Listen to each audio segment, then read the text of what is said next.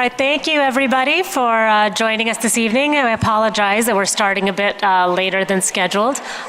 If we can please start with a roll. Oh, you know what? I just noticed. Agnes not here. Should we wait? Okay.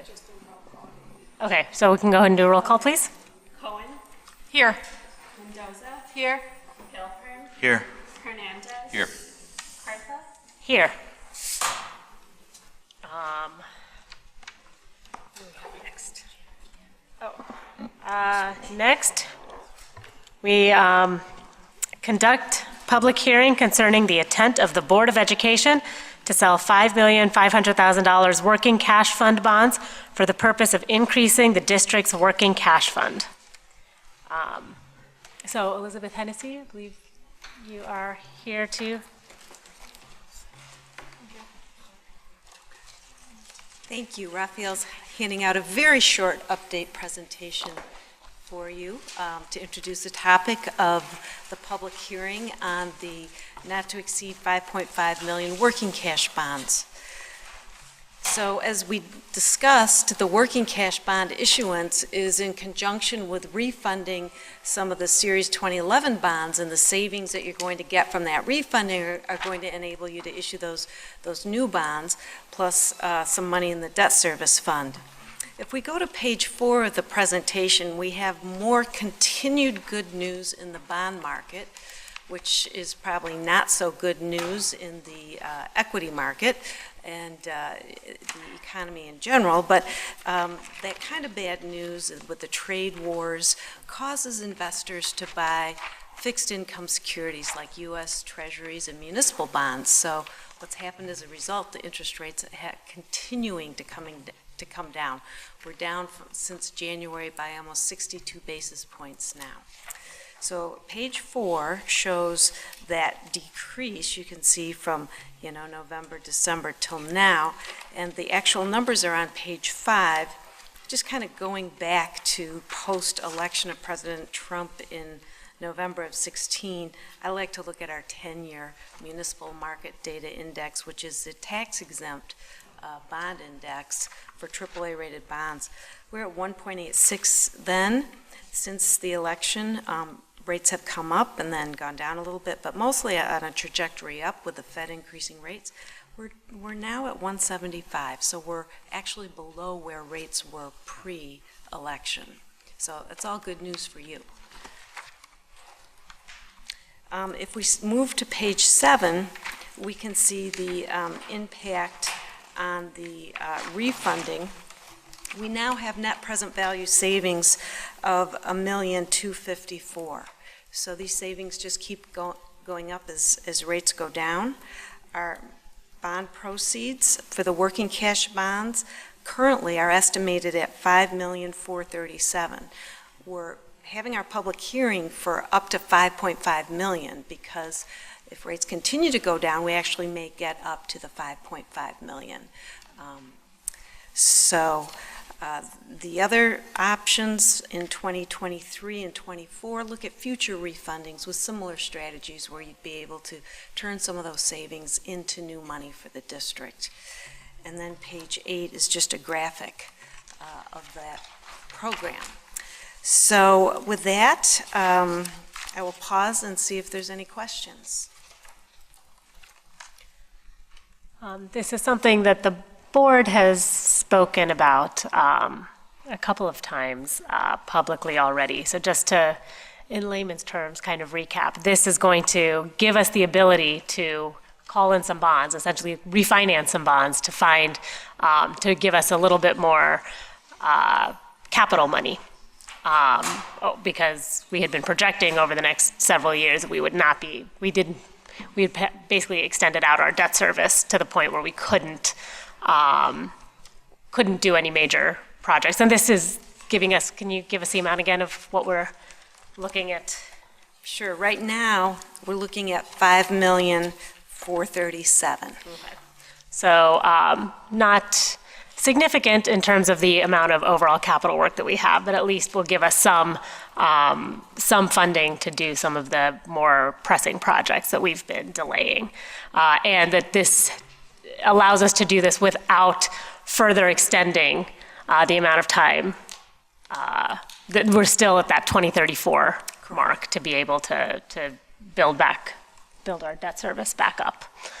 And one thing to underscore on this is that these are resources exclusively for capital. Correct. And so they would be applied to our capital master plan. Correct. So again, Elizabeth, I want to thank you, and I want to thank Raphael and the business office for accepting the challenge of trying to find some ways to get some additional funding to work on some of the capital projects. Really appreciate that you were able to find this option for us. Are there any comments from the public regarding the proposed issuance of the bonds? Okay, if there are no comments regarding the proposed issuance of bonds, I find the public hearing adjourned at 7:21 p.m. And then, what's that?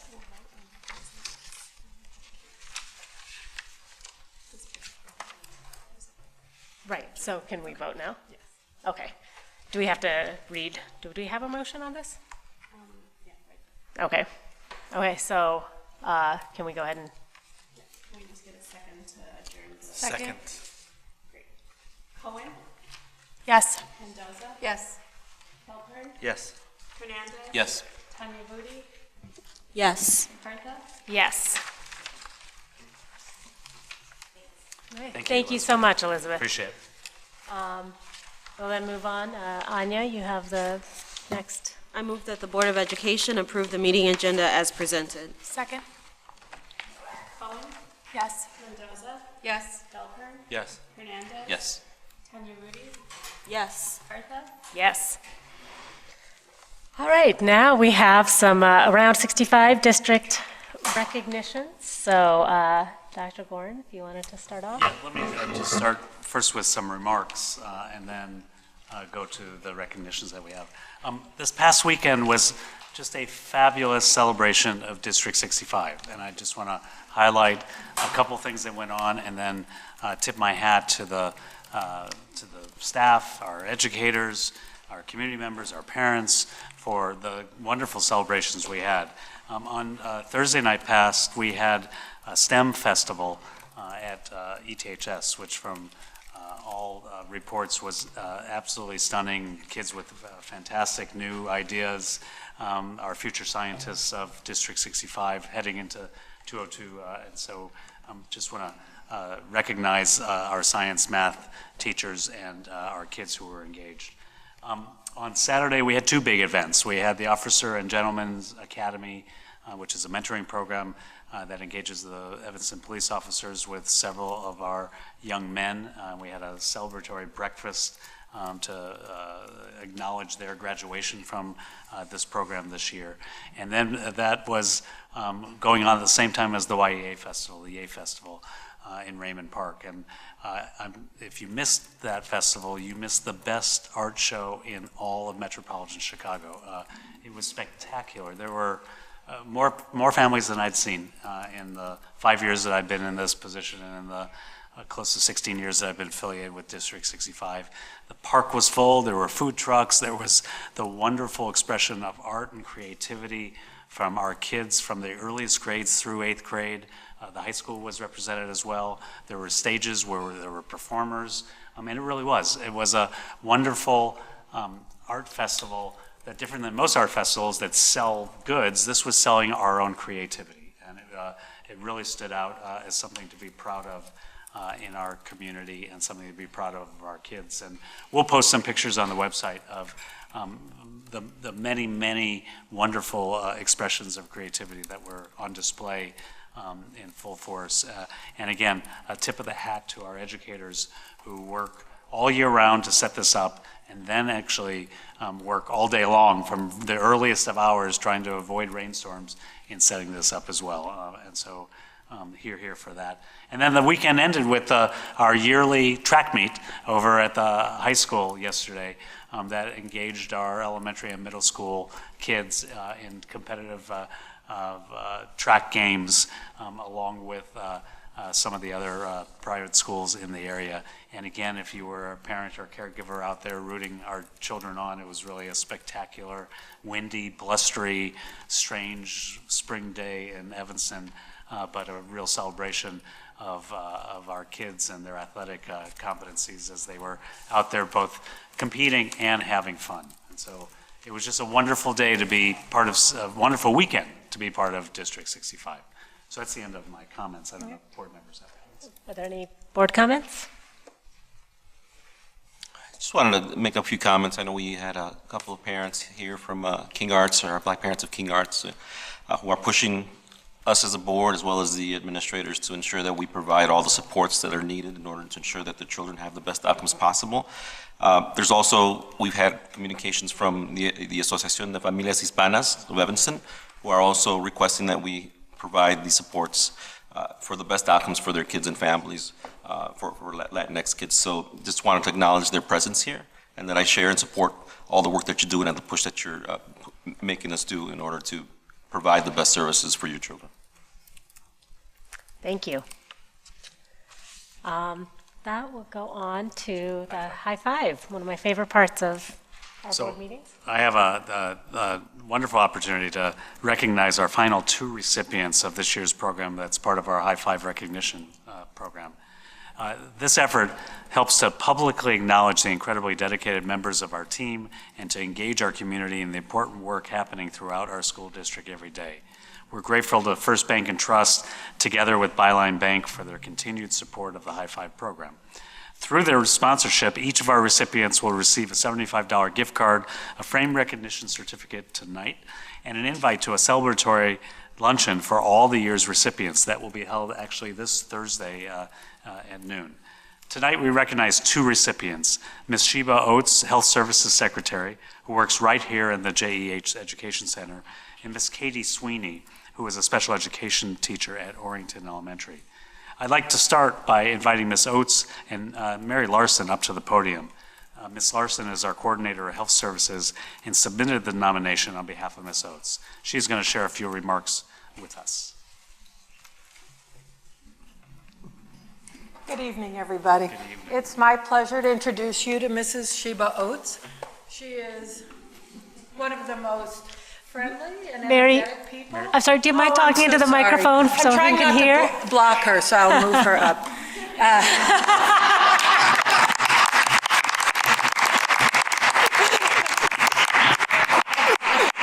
So need I say more? All right? She is so energetic. She's so friendly. She always is so patient with me, with parents. I can't tell you how many times I've heard her say the same sentence to a parent 10 different ways. And at the end, she's like, oh, no problem. Have a great day. And of course, you can't talk about Sheba without noting her lipstick, because everybody says, I was talking to the lady with the lipstick. It always matches what she's wearing. So I just want you to know, Sheba Oates always has this. That's what she says to me all the time. And I love her, and I couldn't do my job without her, and it is well earned. So.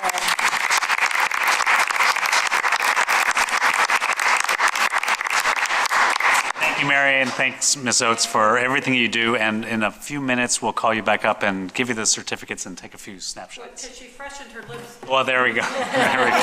I'll do mine as well. So I'd also like to invite Ms. Katie Sweeney up to the podium. Is Ms. Sweeney here?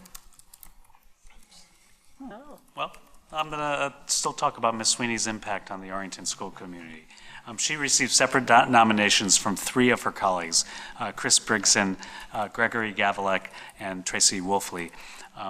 Unfortunately, they were all unable to attend tonight, but have shared some remarks that I'm going to read. So from Tracy, who's at Orrington School, she says, quote, Katie always goes above and beyond all of her students, above and beyond for all of her students. They love working with her, and she takes the time to get to know each child as a learner and a person. She's truly amazing. In addition to always being there for her students, she is always willing to help out any teacher who needs suggestions or modified curricula.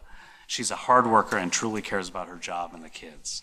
From Gregory, another colleague, quote, in addition to excelling in her capacity, Ms. Sweeney continuously goes beyond and above the expectations of her position.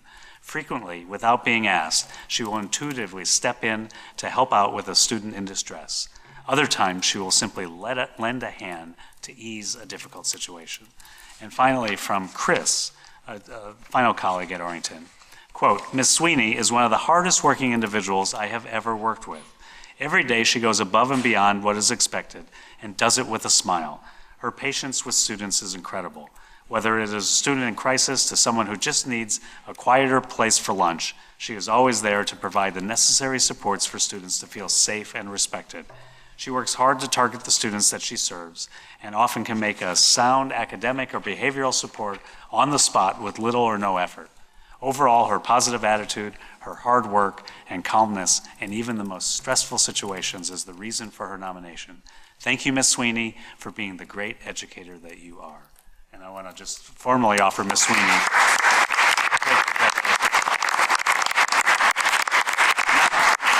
Ms. Oates can come forward. We will give you your certificate.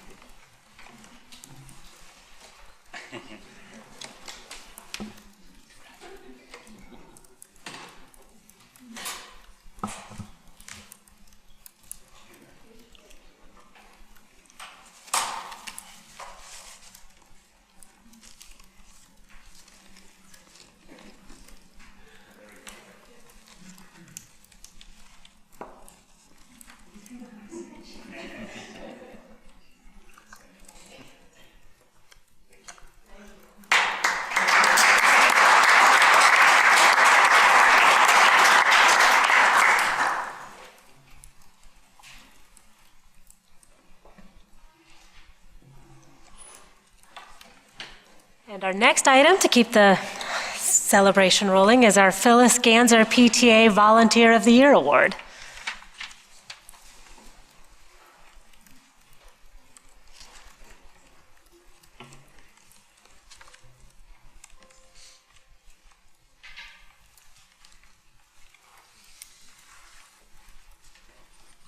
Good evening.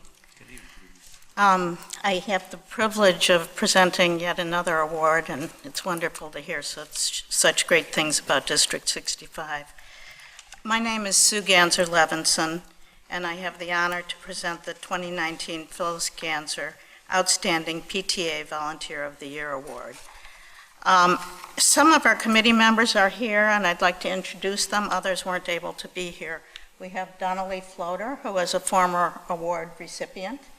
We have Margaret McKay, who is also a former award recipient.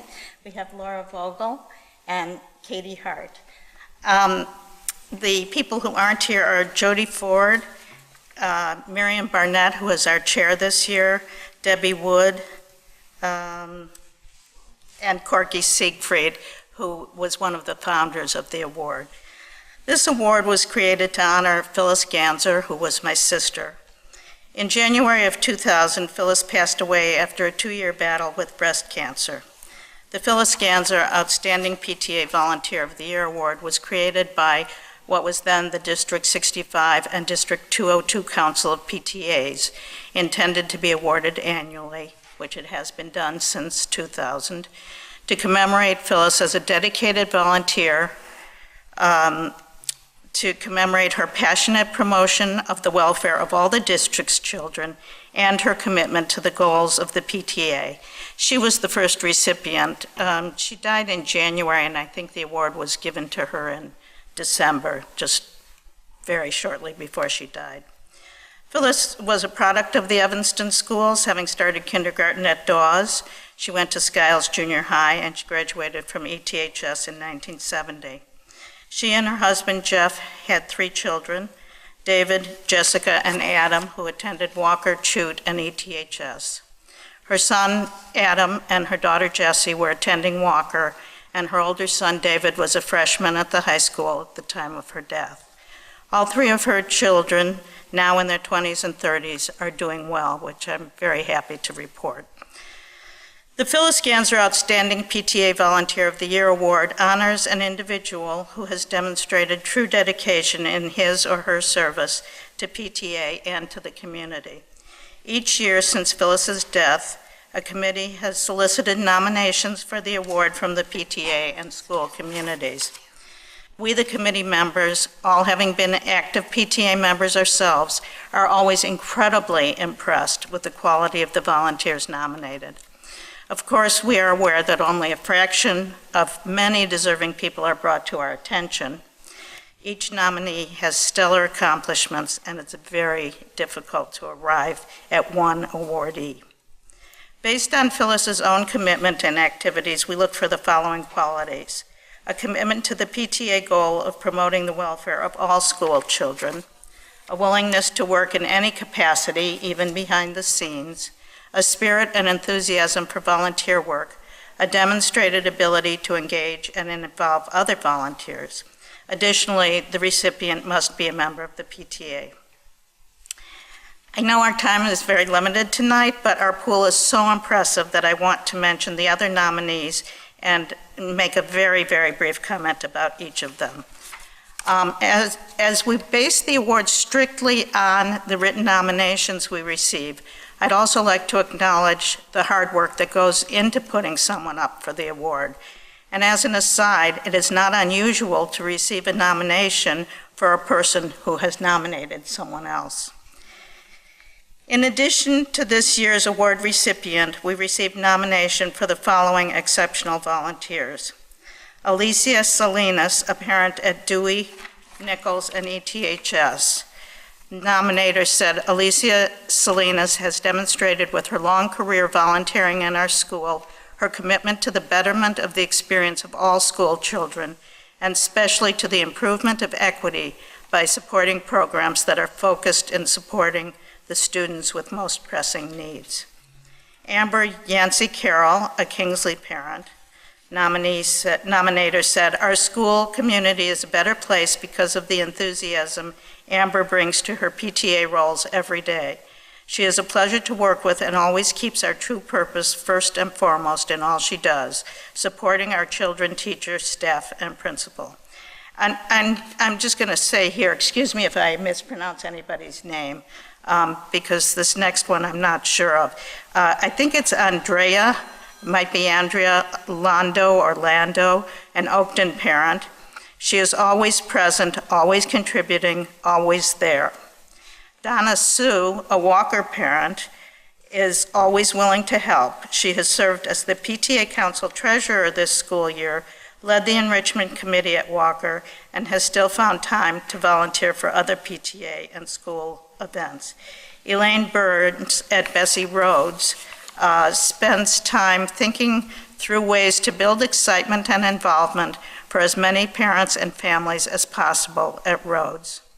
Elizabeth Davies, a Willard and Haven parent, throughout her time as a parent and PTA member here at Willard School, Elizabeth Davies has been incredibly involved and supportive of important school community efforts. Heather Sweeney and Sarah Liddell were nominated as a duo. They represent Nichols, ETHS, Park, and Dewey.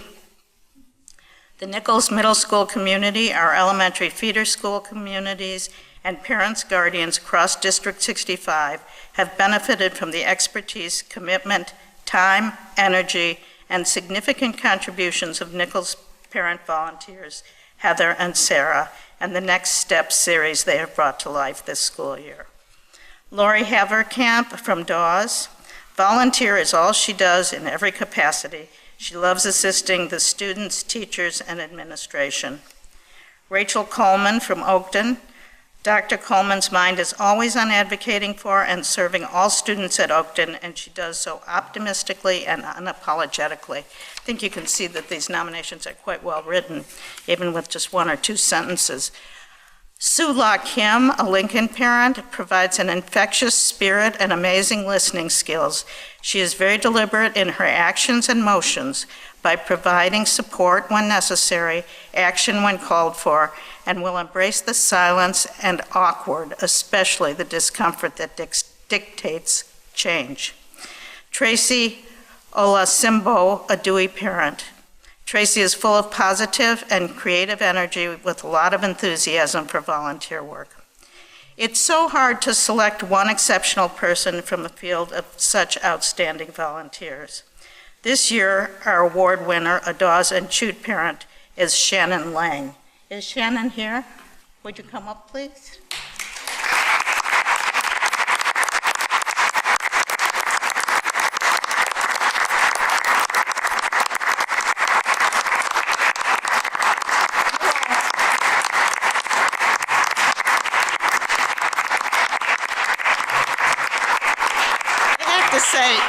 Shannon is just an outstanding, at least as represented by the nomination, really exemplary volunteer.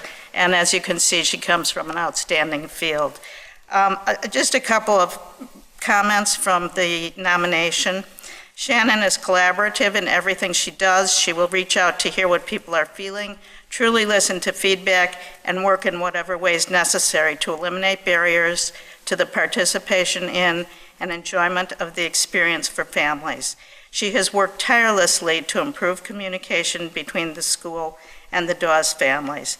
I put a couple of other things down here because I think that she deserves acknowledgement, but we have a couple of things for her, and Shannon, if you'd like to say something, I want to yield the floor to you. Thank you.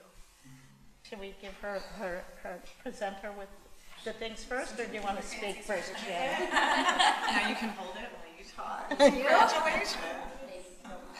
Your name goes on the plaque. And this resides in the glass case outside in the lobby here at the Chesapeake Hill Center. Thank you. Oh, thank you. Okay, why don't you step up to the podium? Okay. Got it. They're taking pictures very Well, I think they're going to be done by the time.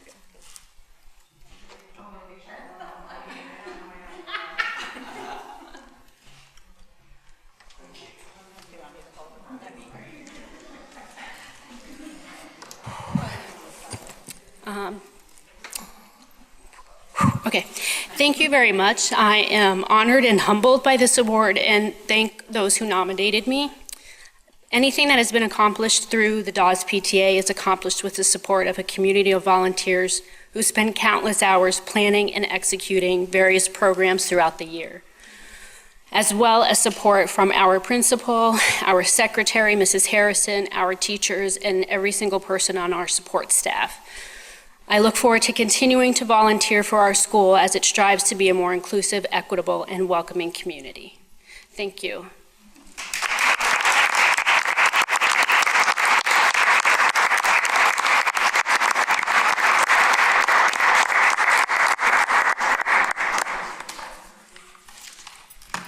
Wonderful. Thank you so much and congratulations.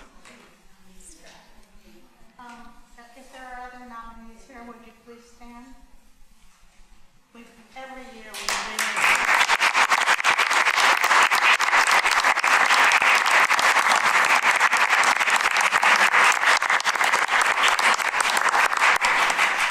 All right. Thank you very much. With that, we will move on to our public comment period. Members of the public are welcome and invited to address the Board of Education during open public meetings. Speakers are discouraged from using the public comment period to air concerns about or voice personal attacks against specific district employees, being mindful that the public comment period is not a suitable forum for fact-finding or resolution of disputes. Rather, we strongly encourage members of the public who have concerns about specific district employees to communicate with us following district communication guidelines available in our student handbook.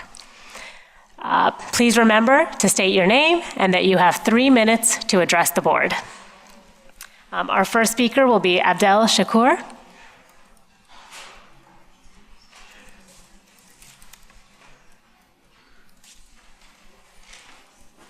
Hello. Hi. Yeah, okay. So I came, I think that was 2 months ago I was here. I'm a King Arts parent of a second grader. And we were kind of giving an update about a town hall that we were going to have about some of the troubling winter map scores that we saw. We had that meeting, we had the town hall meeting, and we've had some meetings with the district, and we just recently sent this letter to Dr. Gorin and to Well, Dr. Gorin specifically, but I'm also addressing the board here. So, greetings, Dr. Gorin and members of the board. For the last few months, parent leaders in our King Arts community have been pushing for a positive change at our school. The push was prompted by the release of MAP scores, but grew to include the district's inability to meaningfully collaborate with Black families and its lack of urgency in creating a plan to address the inequitable learning experience our children endure. Dr. Gorin, this process has been frustrating and disappointing.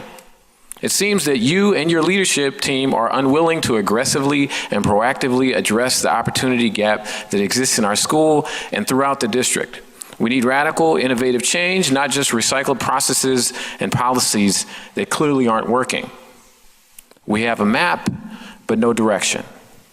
Therefore, we believe that the district should revise District 65 hiring processes to focus on racial equity. Racial equity should be in all district employees' jobs descriptions. Also, members from our community should be involved in the hiring committees for District 65 leadership. We should update performance reviews to include racial equity benchmarks. Superintendent, admin, and teachers should be setting goals and evaluated on how well they tackle the opportunity gap overall. We should implement the African-centered curriculum with literary and arts focus at King Arts. This was talked about at the beginning of the ACC program, and even at one of the last board meetings it came up. This curriculum that is transformative for our children needs to not only teach them about themselves, but also be taught in a way that affirms their membership in a community with purpose. All children will be better served in this model. We also need to provide more support for staff and parents. We need to shift to a peer-teacher mentoring model that gives teachers the help they need. If we are going to ask them to do more, we have to do more for them, especially around this issue of equity. And we have to hold people accountable, but give them the support. We need to meaningfully involve parents, particularly parents of color, to shape the culture of our school. Our parents are not someone to be managed. They're not someone to try and hide information from. We need a team, because you cannot do it alone, and neither can we. My understanding is you're having I'm out of time. There's a report that's going to be completed on May 29th, and we look forward to hearing your response to our demands as well. Thank you.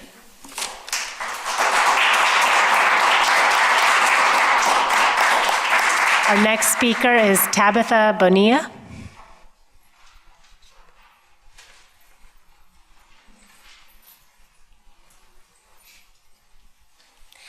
Thanks. So my name's Tabitha Bonilla, and I'm a Dawes parent, and I'm here tonight as a member of the Dawes Principal Interview Committee. As mentioned during the last public school board meeting, many parents at Dawes were dissatisfied with the process, and most importantly, by the way that the issue has been handled. What we understood, however, is that our efforts would result in two outcomes. First, the board would move forward with greater watchfulness in the principal hiring processes, and we appreciate the changes we've seen in the Kingsley process in response to that. Also, that Dr. Gorin would host 2 restorative justice sessions. One of these has already happened. And so we just want to say that we appreciate the efforts of both groups to signal that they're hearing our voices.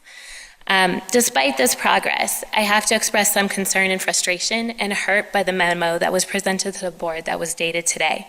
As a parent who sat on that committee, I devoted at least 2 to 3 hours preparing for that meeting and spent almost 6 hours during that interview itself. I'm specifically worried about the description of the report that contained incomplete information about feedback provided by parents and teachers, and in some cases includes things that are simply untrue. I don't have time to fully clarify our voices in this process, but I'll focus on the most disappointing paragraph. On page 2, it says, feedback from the committee was limited. With the exception of one educator, the other committee members only provided written feedback on the first candidate interviewed, even though they interviewed a total of 4. This was disappointing as we asked committee members to remain objective during the interview process and to offer written feedback on all candidates. This paragraph is a particularly disparaging description of our time, our efforts, and untrue. We spoke with each candidate for over 35 minutes, respectfully asking questions and attempting to fit in as much learning into that brief window as possible. As parents and educators deeply invested in the process, we also took the time we could to collectively debrief our thoughts and ideas, a step that was actively discouraged by district administration, but one that we found critically important. We were asked to write feedback on multiple aspects of the candidates, as well as provide a 4 to 5 point scale to rate them on several dimensions. Throughout the evening, many of us felt that several of the candidates were not the right fit for Dawes, and we expressed this concern.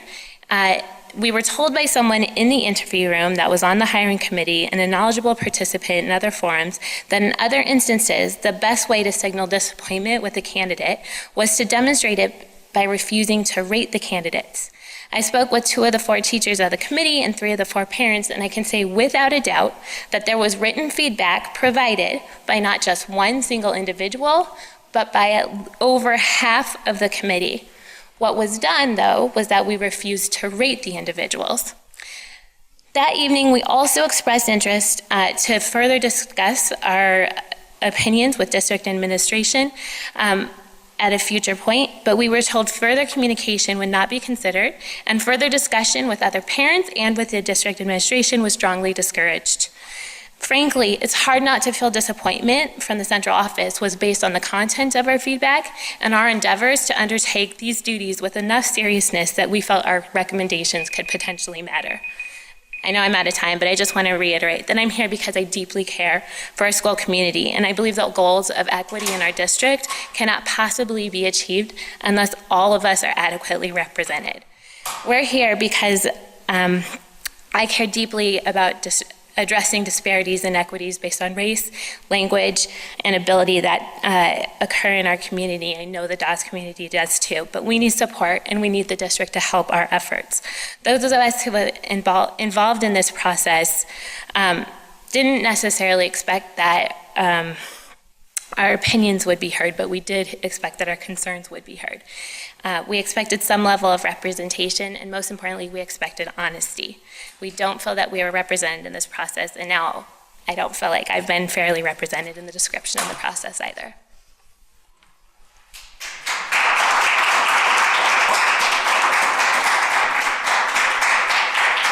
Shannon Lang. Shannon Lang. Oh, okay. Amanda Richardson.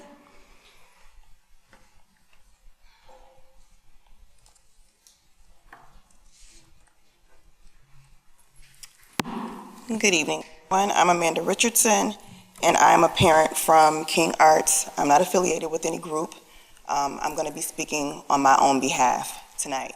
I'm speaking about my daughter, who is a Black student at King Arts, a school which Abdel said earlier, I think he mentioned this, 0% of African Americans in my daughter's grade at King Arts are college ready in the subject of math on the standardized MAP test.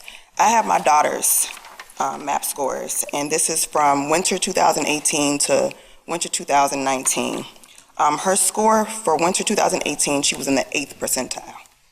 In spring, she was at the 12th percentile. In fall, she was at the 18th percentile.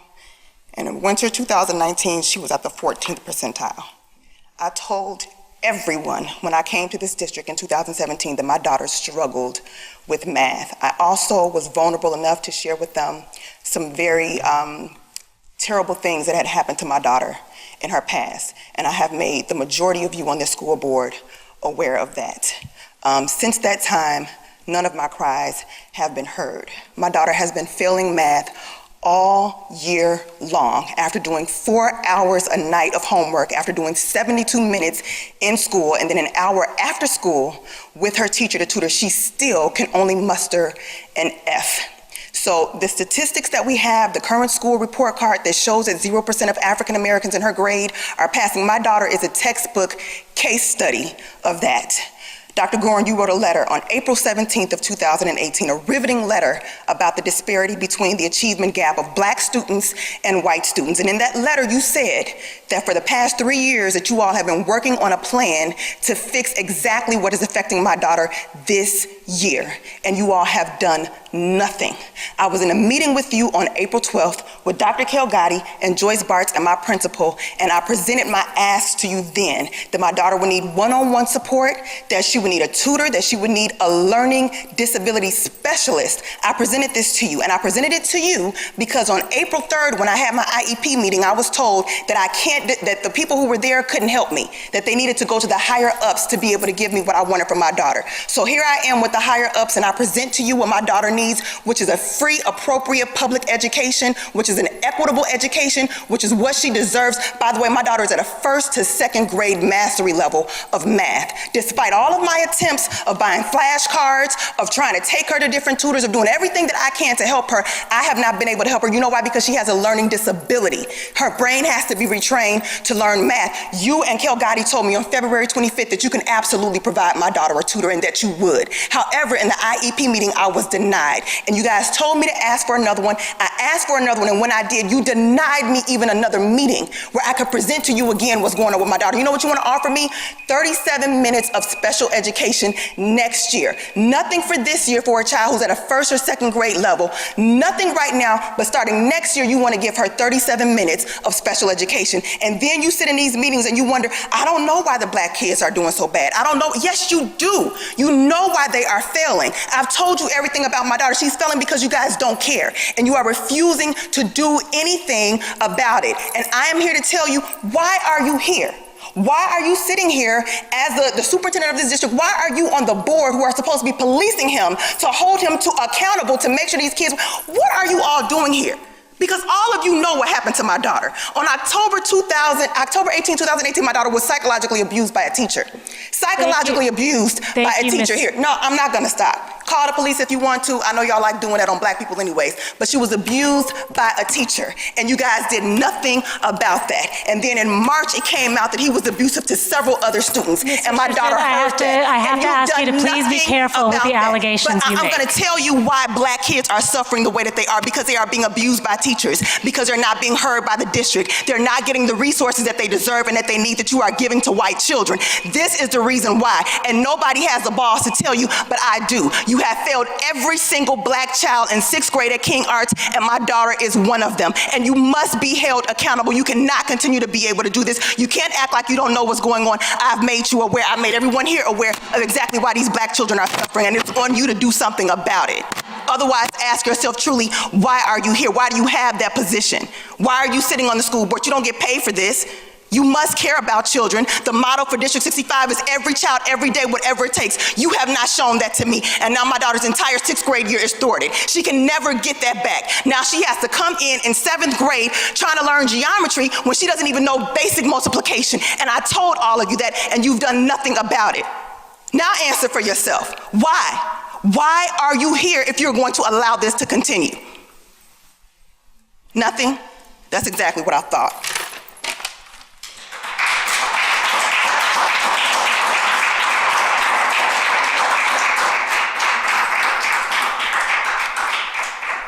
Nicole Johnson.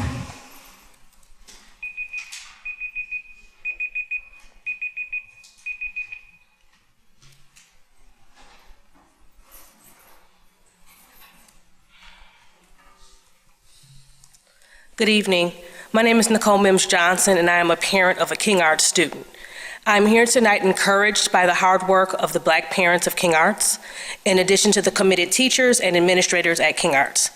I am disappointed in what I feel is a lack of direct resources for the students and staff at King Arts.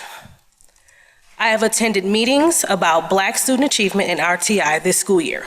At both meetings, I asked district representatives very direct and pointed questions about how students are supported and how resources are distributed amongst the district. From the information presented, it appeared King Arts did not get the same level of support, and on both occasions, I was given very surface-level responses from District 65 administrators present at those meetings. This also comes a year after King Arts parents were told our students would not get the same math options as other middle schools due to lack of funding. As a parent, I didn't choose to send my child to King Arts for her to receive less than any other student in the district.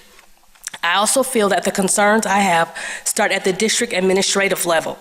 It starts with the professionals who decide numbers, staffing, resources, etc. As an experienced educator, I have a good understanding of curriculum, instruction, and how essential the right supports can be for students. I also know and understand the complexity of the achievement gap.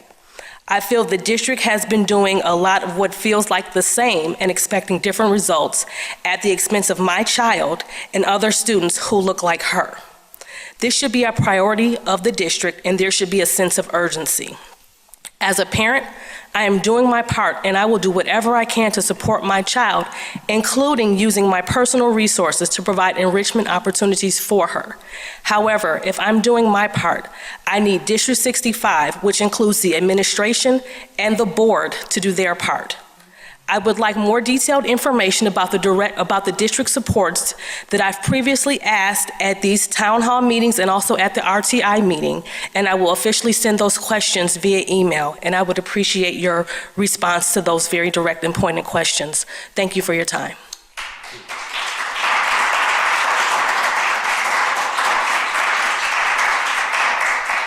Our final speaker will be Megan Shea.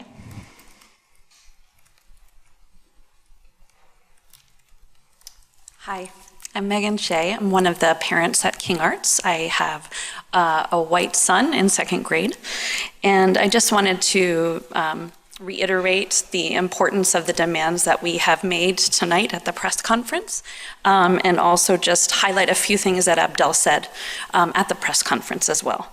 We need to involve Black parents and parents of color in shaping the culture of our schools. We need things to be moving now. We cannot wait for the district to make a plan. Students are in need now. Parents are calling for a curriculum that highlight the experience and contributions of the Black experience. This learning is beneficial to all students, all students. I think it's really important that we move from this white supremacist system we are currently operating from to a place in which Black families and families of color are the center of District 65. That is what I want. And I am willing to let go of the privilege I've been swimming in my whole life in order for that to happen.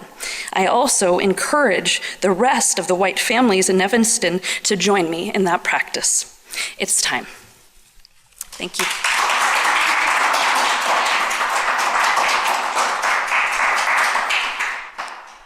Thank you.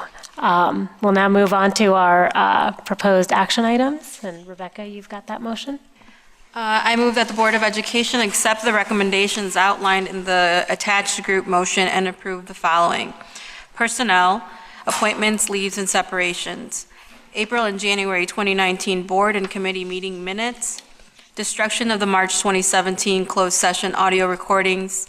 Approval of ISB Press 100 and D65 policy amendments, March 2019 budget amendments, list of bills, treasurer's report, FY20 food service satellite meals program contract, the Nichols 8th grade field trip 2020, and 2019-2020 board meeting dates. Is there a second? And then, Joey, did you have a I just had a comment? question. Specifically about the Nichols 8th grade trip. One, this might be my own ignorance. Do all 8th grade classes at all the schools take a trip? I fondly remember my shoot 8th grade trip to Washington, D.C., but don't know if that's still a practice decades later. Two, and this may not be a question that has an answer today, but a question around, I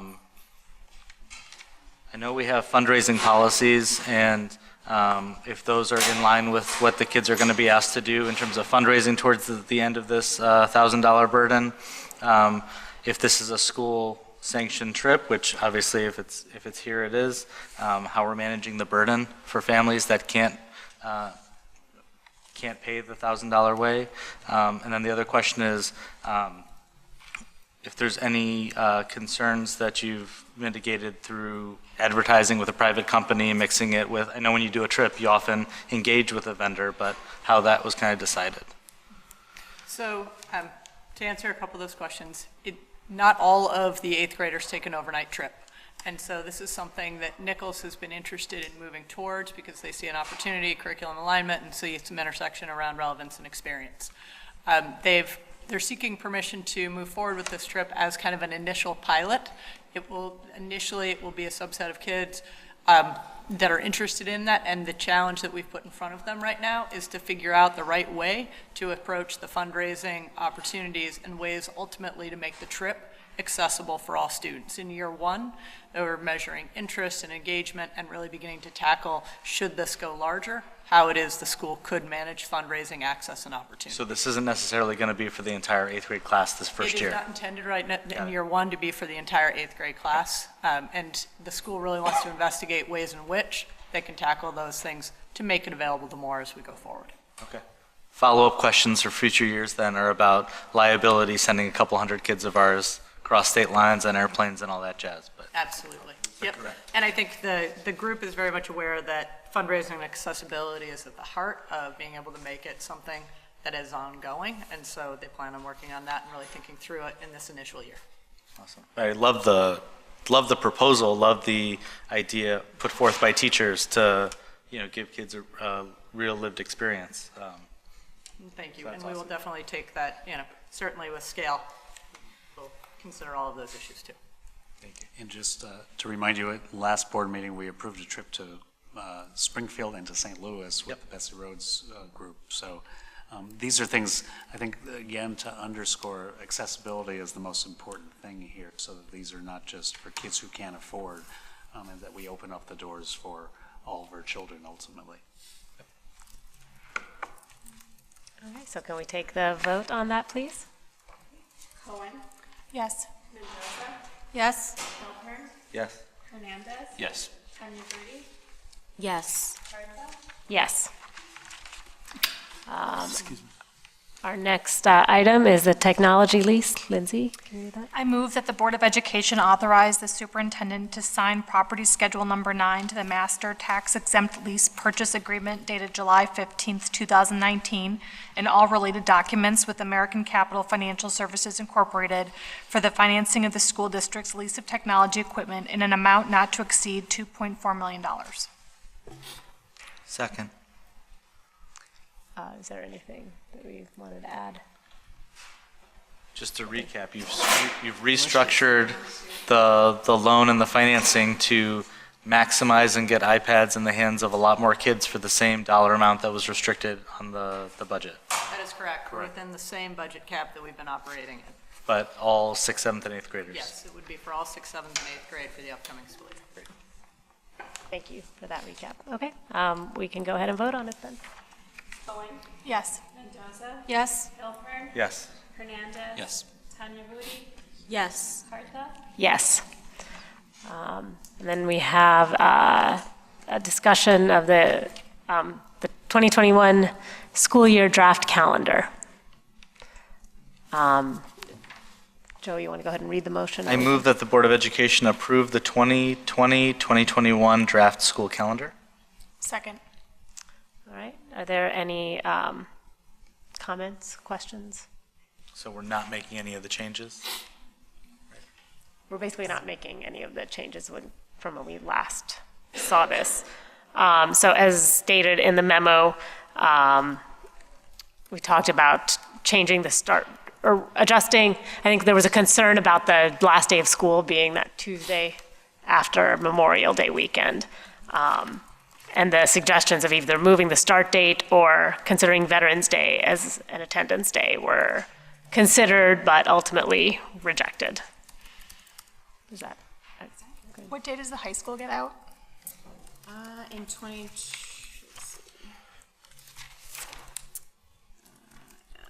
in June of 21, it looks like their last day.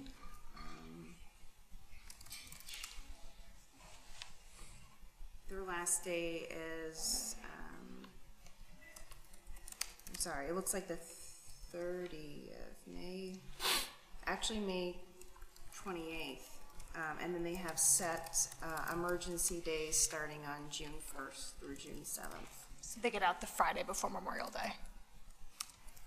They do. And then they start the year graduation earlier, too. is that Sunday the 30th, and the Memorial Day is the 31st.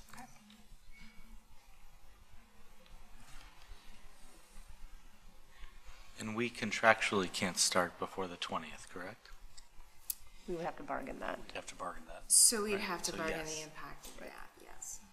So we're starting with the Institute days being the 20th. We're starting as early as possible. We're starting with our students would come on that fourth Monday, which is August 24th, and yes, our teachers would begin on the 20th. Any questions or comments? I will just note, and I know that I have said this before, intentionally designing the calendar to end on a day like the Tuesday after Memorial Day. Well, I know that there are some challenges. I appreciate the difficulties in scheduling. I always think that that's just, I understand that we might have emergency days and whatever, but we are designing it to end on a less than desirable day. And I will again say, I understand the push in the past not to have Veterans Day as an attendance day, but I do wonder if we have ever engaged the veterans groups who have opposed it in the past with ways to actually have curriculum that day tied to honoring veterans, and if that would change the pushback, because I think that it very likely could. So I hope that at someday we can once again consider having that be an attendance day. Can I quickly ask one more question about possibilities? It's probably not an option because I'm sure it would have been brought up already, but is there any way to consolidate 2 of the school improvement days and make that Tuesday after Memorial Day be a school improvement day? So I think in November there's a school improvement day, even though there's a lot of school already being missed for Veterans Day and Thanksgiving. And there's another one, I believe, in February or March, I can't remember. But instead of taking those 2 half-days, make there a full school improvement day on that Tuesday? So I think it's an option that we could perhaps look at. I guess one of the pieces I would want to think through a little more is the type of professional learning that would take place the last day of school, what that would look like. I do know we did it a few years ago with regards to a very specific training on Was that the Alice training? The Alice training, But in terms of if it was something on content curriculum, what that would look like, and having a large gap in the summer, and then having teachers come back and kind of apply what they learned. So I think we'd have to just make sure there's good value to that day for teachers as well. Sure. Yeah, and the kind of pros and cons on that one too is that it does mean that we have 5 hours less of that ongoing professional learning during the course of the year. And so we would feel that impact. I think we should, with some work, figure out decent ways to use it, but would be a con to that potential idea. Right, the dilemma is we would love to have regular, ongoing, scaffolded That makes sense. learning, because that's how adults and children learn. And if we were to rearrange and meet some of the needs that are sensitive to the community, we would miss out on a month of Well, that. it's a superficial. And again, but we can pursue it and think about the issues. Okay, thank you. With that, we can go ahead and do the vote. Cohen? Yes. Mendoza? Yes. Hilpern? Yes. Hernandez? Yes. Tanya Budi? Yes. Herta? Yes. And then we'll move on to our discussion items. The first is the third quarter strategic plan progress report. And as we do always, we report back on where we are on the commitments we have in the strategic plan, and each of the leaders before us will comment on a couple highlights, and then we'll answer any questions that you might have. So why don't we start with Thriving Workforce, Beatrice?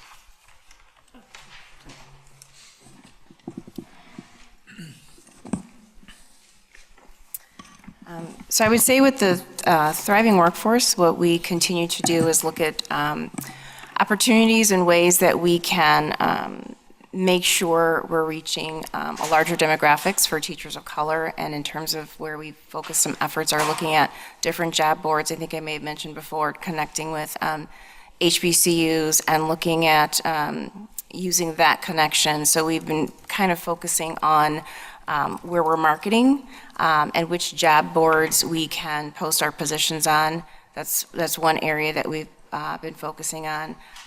In terms of the high five, that's something we continue to do. We think it is very beneficial to our school community. I think it helps morale. One of my joys is actually getting to call people to let them know that they've been nominated and selected, and they're all very thrilled and humbled by the experience. And so I think if there's any way to even somehow expand this at some point in time, it would be great. And we appreciate the partnership with the banks that help us to do this. I think in some of the other work that we've been doing is really, again, with the track movement committee, we did not meet this year, but we've been using alternative methods to get some of this work done, and we'll have some changes in place for next year that we think will be beneficial for our educators. And then again, right now, we're really just focusing our efforts on recruitment and hiring for the upcoming school year. Stacey? High quality teaching and learning might be a little bit of a joint act, but I will lead off. A couple pieces that I wanted to highlight was the work within the STEM department around science, professional learning, and the curriculum review process. We've been engaging with our 4th through 8th grade educators in professional learning focused on developing a deeper understanding of the next generation science standards. So we have engaged in year 2 of that professional learning this year. That's been happening concurrently with a curriculum review process. There are educators that are coming together after the close of school to do essentially a final screen on 2 possible curricular resources for the 4th through 8th grade band of, the middle school band of classrooms, and then K-5. And so we're hoping to be at a point where we will be piloting essentially one NGSS-aligned curriculum in the K-5 space and the 6-8 space next year. There's been a high level of engagement of educators and district in this process, and so I'm looking forward to seeing the outcome of that work.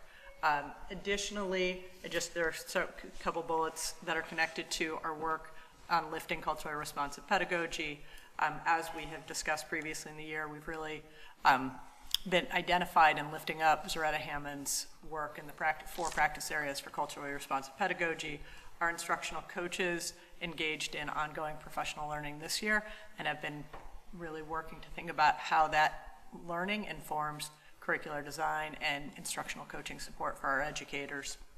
Additionally, the individuals who lead our professional learning this year intentionally designed opportunities to learn more about culturally responsive pedagogy, either through the modeling of the practice or through explicit learning in the area in an ongoing manner throughout the year. So those were the 2, and actually one other to lift up. 36 educators this year did have technology innovation grants. That program essentially kind of culminated with our innovation fair this past Friday.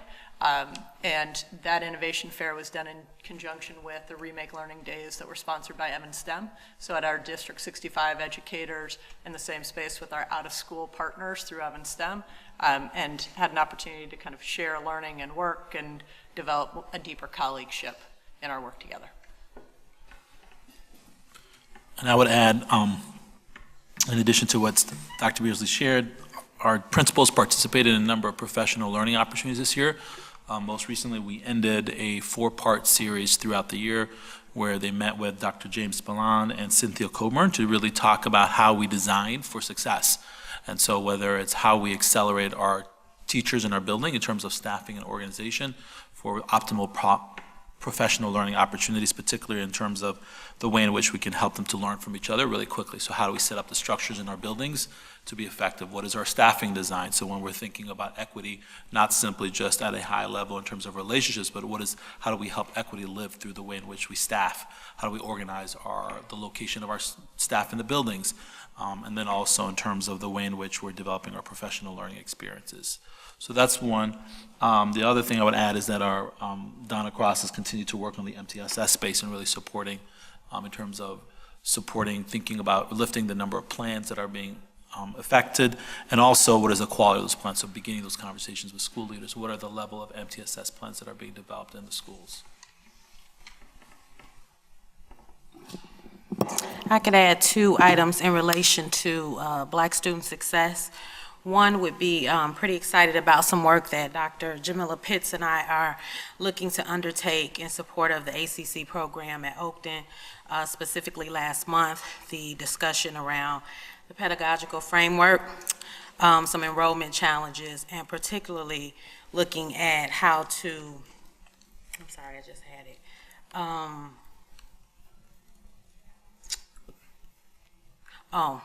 The mobility of program participants. And so through a partnership with UIC and a networked informed community, we're trying to really look at schools that are characterized as high churn, meaning they have high numbers of student mobility. Sometimes those students present with 1 to 2 grade levels below. And so trying to develop and design some professional learning and some instructional support for teachers in that type of setting. I think speaking to one of the comments earlier, making sure that we are helping to equip our teachers with the unique challenges that they are facing. And so we've been consulting on some different options and opportunities for the upcoming school year where that's concerned. The other thing that I would add is in relation to some collaboration with the C&I department around a professional learning model.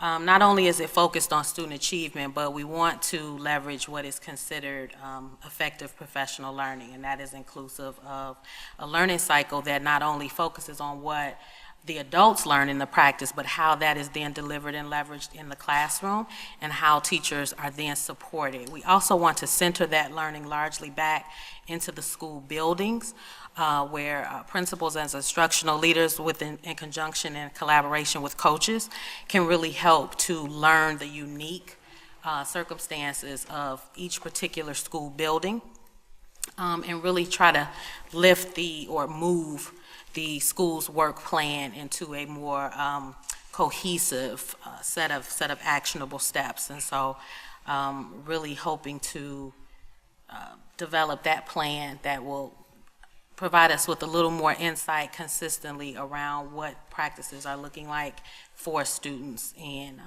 across our schools. So. Under safe and supportive school climate, I think I want to highlight 2 areas. One was really the restorative work that you heard about a couple of weeks ago from Megan Navarro and Teresa Quinn, and how we expanded our work into 4 focus schools this year, and our plan for how we want to develop restorative practices throughout our district next year, both through PD, as well as part of our discipline and student behavior plan moving forward. And the second thing we said that we would do is to look at SOAR and how we would connect middle school students with that. And I wonder, Joaquin, if you'd want to talk a little bit about that. Sure. SOAR Summits took place at 3 of our middle schools this year. First was at King Arts, and that was on March 6th. Second was at Chute, and that was on April 30th. They had a racial equity summit, and the Nichols had theirs on May 1st during those half days. Some feedback from Corey Wallace, our racial equity consultant, who helped lead the way at all 3 sites, as well as their staff. Incredible involvement from all 3 schools. One thing that she wanted to highlight related to Chute, and students who are coming from our ACC program from Oakton, is when their focus this year was on colorism. Last year, the first year at King Arts, they focused on microaggressions. So colorism was the theme at all 3 schools. And what she noticed was she was asking questions, and she noticed that students were leading the discussion on colorism. And when she asked, at what point did you have solidification based on your racial identity? And the students were saying, well, I've always known this because I was in ACC. And so there were 5 students that she pointed to. And so she just wanted to share that feedback to the board from the summit that took place at King, Nichols, and Chute. Thank you. And Joaquin, why don't you go forward on family and community engagement? Sure. Please. So there's a lot going on in family and community engagement. So first, as noted in the report, we were sending 30 staff members to the Courageous Conversations Summit. That number has increased. I'm humbled of asking District 65 staff and prioritizing DEC members for this experience to truly impact the classroom. And we've had over 85 responses to be involved. And we're searching for more funding to send more than 30 staff. And so it looks like we'll be able to at least send 60 out of that 80 plus. And so these are individuals who want to take, our DEC members want to take Beyond Diversity 2. They want to take Beyond the Rainbow, which examines the intersectionality of race, sexuality, and gender, led by Dr. Lori Watson. And also the Latinx experience, which focuses on race and colorism within the Latinx context. And so that is huge. We have board members that will be there, cabinet members, also our DEC president, Meg Crewley, will also be in attendance at the session. We just finished up, Corey Wallace and I and Kim Kelly finished up our first pilot of Beyond Diversity for parents. 44, we had 60 people in the room, 44 of which were Haven feeder parents from Orrington, Willard, Kingsley, Lincolnwood, and Haven. Just a powerful experience, as well as community members who were in the audience as well. Members from Opal as well. And my father was also in attendance because this work is very personal to me. Already, our parents from that feeder pattern have asked for what's next. So we're going to organize time for them to be able to have breakout session and work on action planning. This summer, this is unprecedented in my experience, but working with Dr. Gorin and our cabinet, the focus on racial identity development for our administrators, instructional coaches, SPED supervisors, and directors. And so this summer, they'll be engaging on 3 days of professional learning. Corey Wallace and I will be taking or those who identify as a person of color within those 4 spheres, focusing on community, focusing on healing and collectivism, and also for our white staff, 2 facilitators from Northwestern, one by the name of Michelle, used to be Enos, recently married. Michelle Lakemeyer and Kate Harrington Rosen will be leading the White Affinity Group to focus on white racial literacy. And that's going to take place in August. Moving back to community engagement, our partners for our community schools, which we gave an update earlier in the year, maintaining the relationships with Family Institute, also expanding Girls on the Run in Oakton, College Mentor for kids from Northwestern, from Oakton, and also the supply pantry that we have at Oakton as well, which is expanding, and as I speak, we're ordering more materials for next year for Oakton.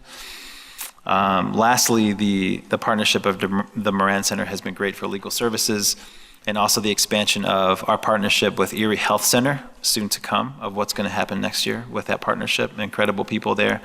And also the Oakton Community College providing increased programming to families as part of the new Community Welcome Center, which we've opened this year, which was the vision of this board, and also one-on-one tutoring opportunities as well for our parents running out of there. Just a few other highlights as I complete and finish.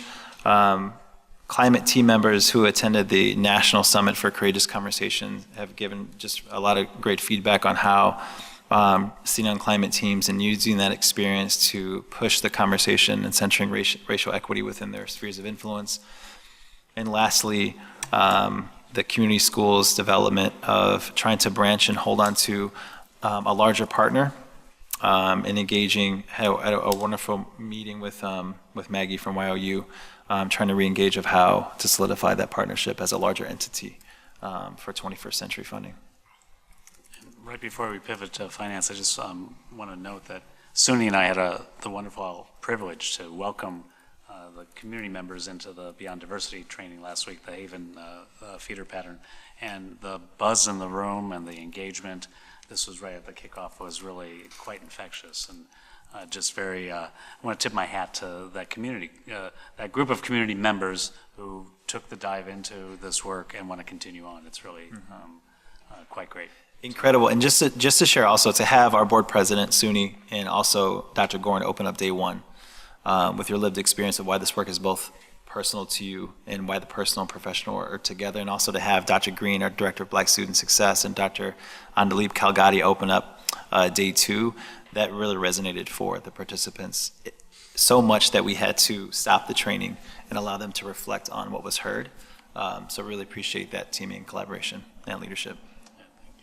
Raphael, on financial sustainability. Financials, we have taken the, in the district, in the business office as well as district administration, I've taken seriously the charge from the board as well as from community member to be very prudent with the way we spend financial resources, especially in view of the referendum that was passed 2 years ago. So in keeping with that, what we've done is we've tried to be more transparent with the way that we use resources in the district. And part of the way we've done that, among many, is that for the second year in a row, we actually we've developed and we're mailing out an FY18 annual financial statement that actually details how we spend the money in the district and also how we manage the revenues that we get, mostly from taxpayers. And those are actually ready to go. They'll be going out in early June. They'll be mailed to every resident of Evanston, so they have an idea and detailed information now about how their resources that has been entrusted to us in the district is being used. Thank you. So that's the quick overview of a lot of work underway under the strategic plan. Thank you all for the updates. Does anybody have any questions or comments? Anya? Yes. 2 comments. I think given that today marked the second press conference that has been held about the support of Black students learning and being supported adequately in our school district, it was difficult, I think, it's difficult to reconcile that parents feel the need to organize, to have a press conference, to be heard about how we are providing supports for Black students while also seeing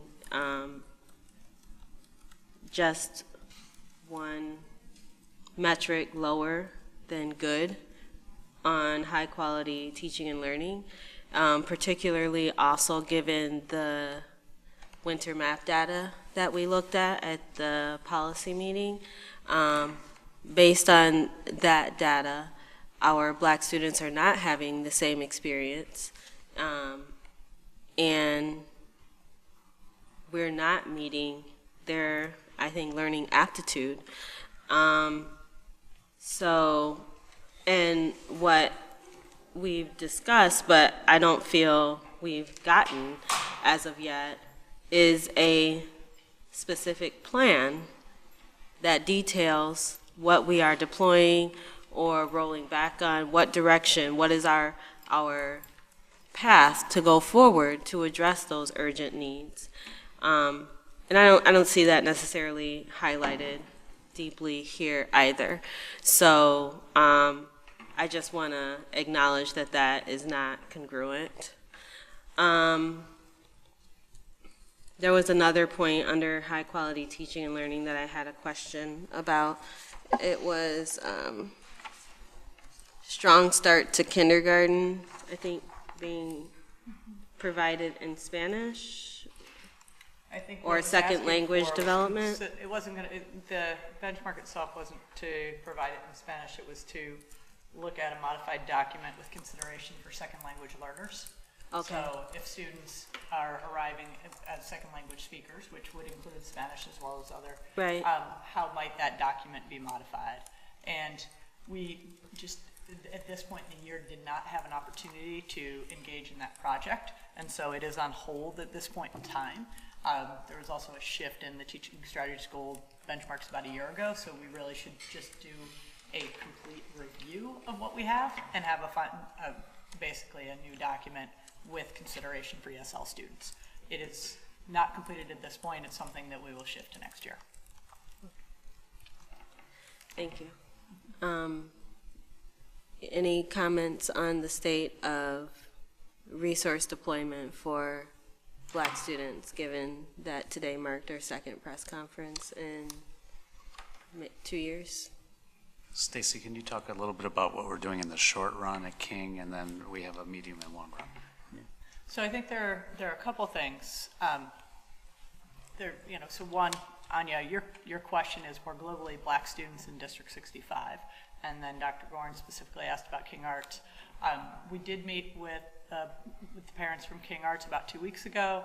We shared our current actions as well as some of the summer work. We are working with the King Arts staff. They're lifting a summer program that's focused on supporting students in the younger grades. There are about 40 students that are registered for that program, and that's a 6-week program that will mirror some of our other academic summer offerings, similar to Power Scholars, which we offer. And we're looking at considerations ultimately of adding a Power Scholar site at King Arts, because the long-term plan for summer learning is to grow that opportunity for more students in the district. So there's that work. We've been also working with, there was in the spring, increased coaching supports at King Arts. The MAP window is closed, so we're going to take some time and take a look specifically at the results in the spring and to see if we had traction around some of that coaching support work. The school has also identified a couple lanes of work, specifically one around strengthening social emotional learning. So we're taking a look at some disconnects that we have between programming at King Arts from our middle schools. One is we don't offer Advisory 2.0, so we're taking a look at ways in which we might be able to shift the scheduling at King Arts to be able to offer components of that course, which have executive functioning pieces, social emotional learning pieces, and we have been doing the Exposure to Fused, which is a STEM learning option. The school has also identified that social emotional learning K-8, strengthening that strand, is of interest, and so we have provided the resources from our SEAL curriculum as well as several other resources, and we're planning to work with that team over the summer to make sure that there's a systematic plan for how to ensure that that happens in a consistent and regular way. But we want to make sure that we work, they have a different schedule in a few different spaces, and we want to make sure that we have a long-term plan that works in that space. Curricularly, what we've really been looking at is what support do we need to put in place for grade levels to allow the curriculum to have its full impact and success for those students. We have not initially considered making the shift to ACC because we can see that with the curricular program that we have, that we can see it work across a variety of schools with a variety of demographics. So we've been trying to figure out what are the right supports that we need to put in place with King Arts. And so we want to learn from the coaching work that we did this spring, as well as the coaching work that we did throughout the year at King Arts, to see what is the right solution around curriculum and instructional support for next year. And so some of that information is follow-up that will be in the May 29th report that we need to complete, and some of that is work that was identified in the documents that we shared with the King Arts parents about 2 weeks ago.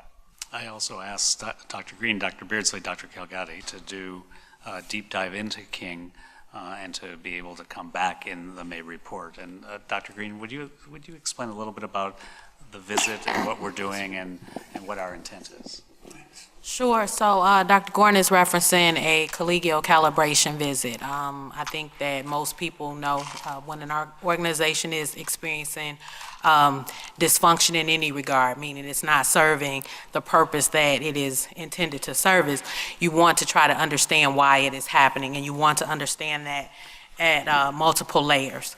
And so with a group of 7 of us, we engaged in classroom observations, interviews with staffs, and then just building operations in order to identify, obviously, some kudos for things that are going well, but some quick wins for the short term, intermediate term for planning, and some long-term planning. I think it's also critical to note that the complexity of what is presented has multiple layers of attack and approach, so to speak. And so in one regard, there are some short-term things, just school environment-wise, that our hope is to guide the administration into helping message and unearth for some of their staff how to best, staff and family to a certain extent, families, to how to best attack the problems. Because if they're multi-layered, one salve, so to speak, won't solve the entire problem, but I think it represents an attempt at some collaboration.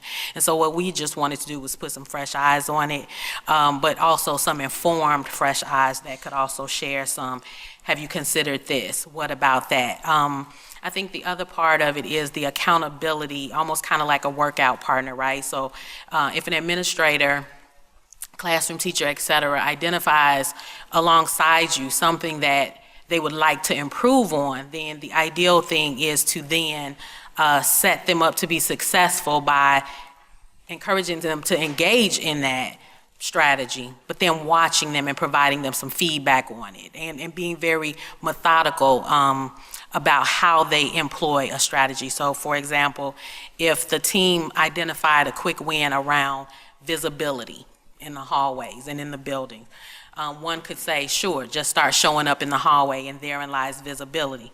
However, to do it in a more tactical, strategic way would be to be visible in the hallway, but then to start collect data on who's not in the hallway, right? So it's not just enough to say, oh, I noticed you weren't at your door today while kids were passing, but to start collecting that evidence over time, because in a lot of ways, people, one, don't see their part in the complicity of a problem. And so sometimes when you are faced with faced with the realization of how those small kinks erode into these tidal waves of problems. So just trying to be very thoughtful about helping administration, because at the end of the day, the principal lives in the building, right? They are the person that no matter what kind of help is provided or resources or supports, it is their building to lift and to live in, and to message. And I don't think anyone at multiple layers of the organization wants to circumvent that, because it's just kind of against the order of things. You want the principal, the administration, teachers, families to feel empowered about their school environment. And so that extra set of eyes from us was just to give some very strategic lanes to focus in.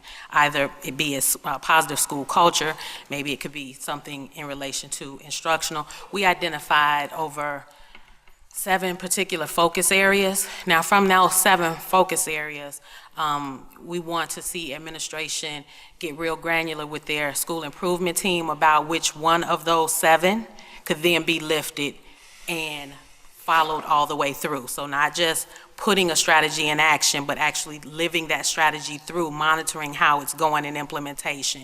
And we want them to be realistic about that ask. That's the unfortunate part of when it's complex, because you want to see it happen in multiple places, but sometimes in order to do something well with the implementation, you need to kind of narrow that focus and be very concrete with what you're looking to see. So our visit was to help identify strong areas of improvement for King Arts, but also to do it in conjunction so that it's a collective effort within the school stakeholders. So. And so that they can actually work on these plans now, not wait till late summer, not wait till next fall or whatever. This is about the urgency of now. There's the urgency of now, but then there's also the reality of phasing in, messaging, getting buy-in of stakeholders and participants. So that it's not something being done to a school community. It's helping to raise a window or a mirror so a school community can feel empowered in its own improvement, not just someone saying you need to improve. And finally, I just received the notes, the letter that Mr. Shakur referred to and read, which I appreciated getting, and several of us had the opportunity to go and listen to the press conference and just be good listeners and to engage. And so what I look forward to, rather than directly responding to the 4 demands, is to actually engage with the community and come back in the spirit of collaboration to move forward, taking the stuff that we're doing right now and moving forward with the voices and the passions that the parents and the caregivers are bringing to these efforts. When you all did the visit to King Arts, did you all speak with students as well? So we did. They weren't formally interviewed, but we did engage with multiple stakeholders in the building, so.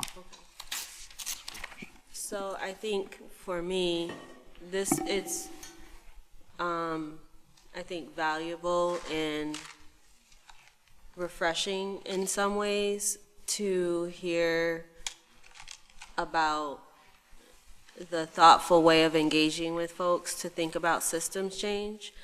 At the same time, these assessments the winter map was taken in January, and here we are in May. But you say the urgency of now. Where was the urgency of now in January? I think that, folks feel like their children are not being paid attention to. And these are children who have been with us all year long, and ostensibly, given that King Arts is K through 8, may have been at that school for year after year showing this data. And just now, 5 months after the winter map assessment was taken, we are applying this thoughtful systems change. That doesn't feel urgent. And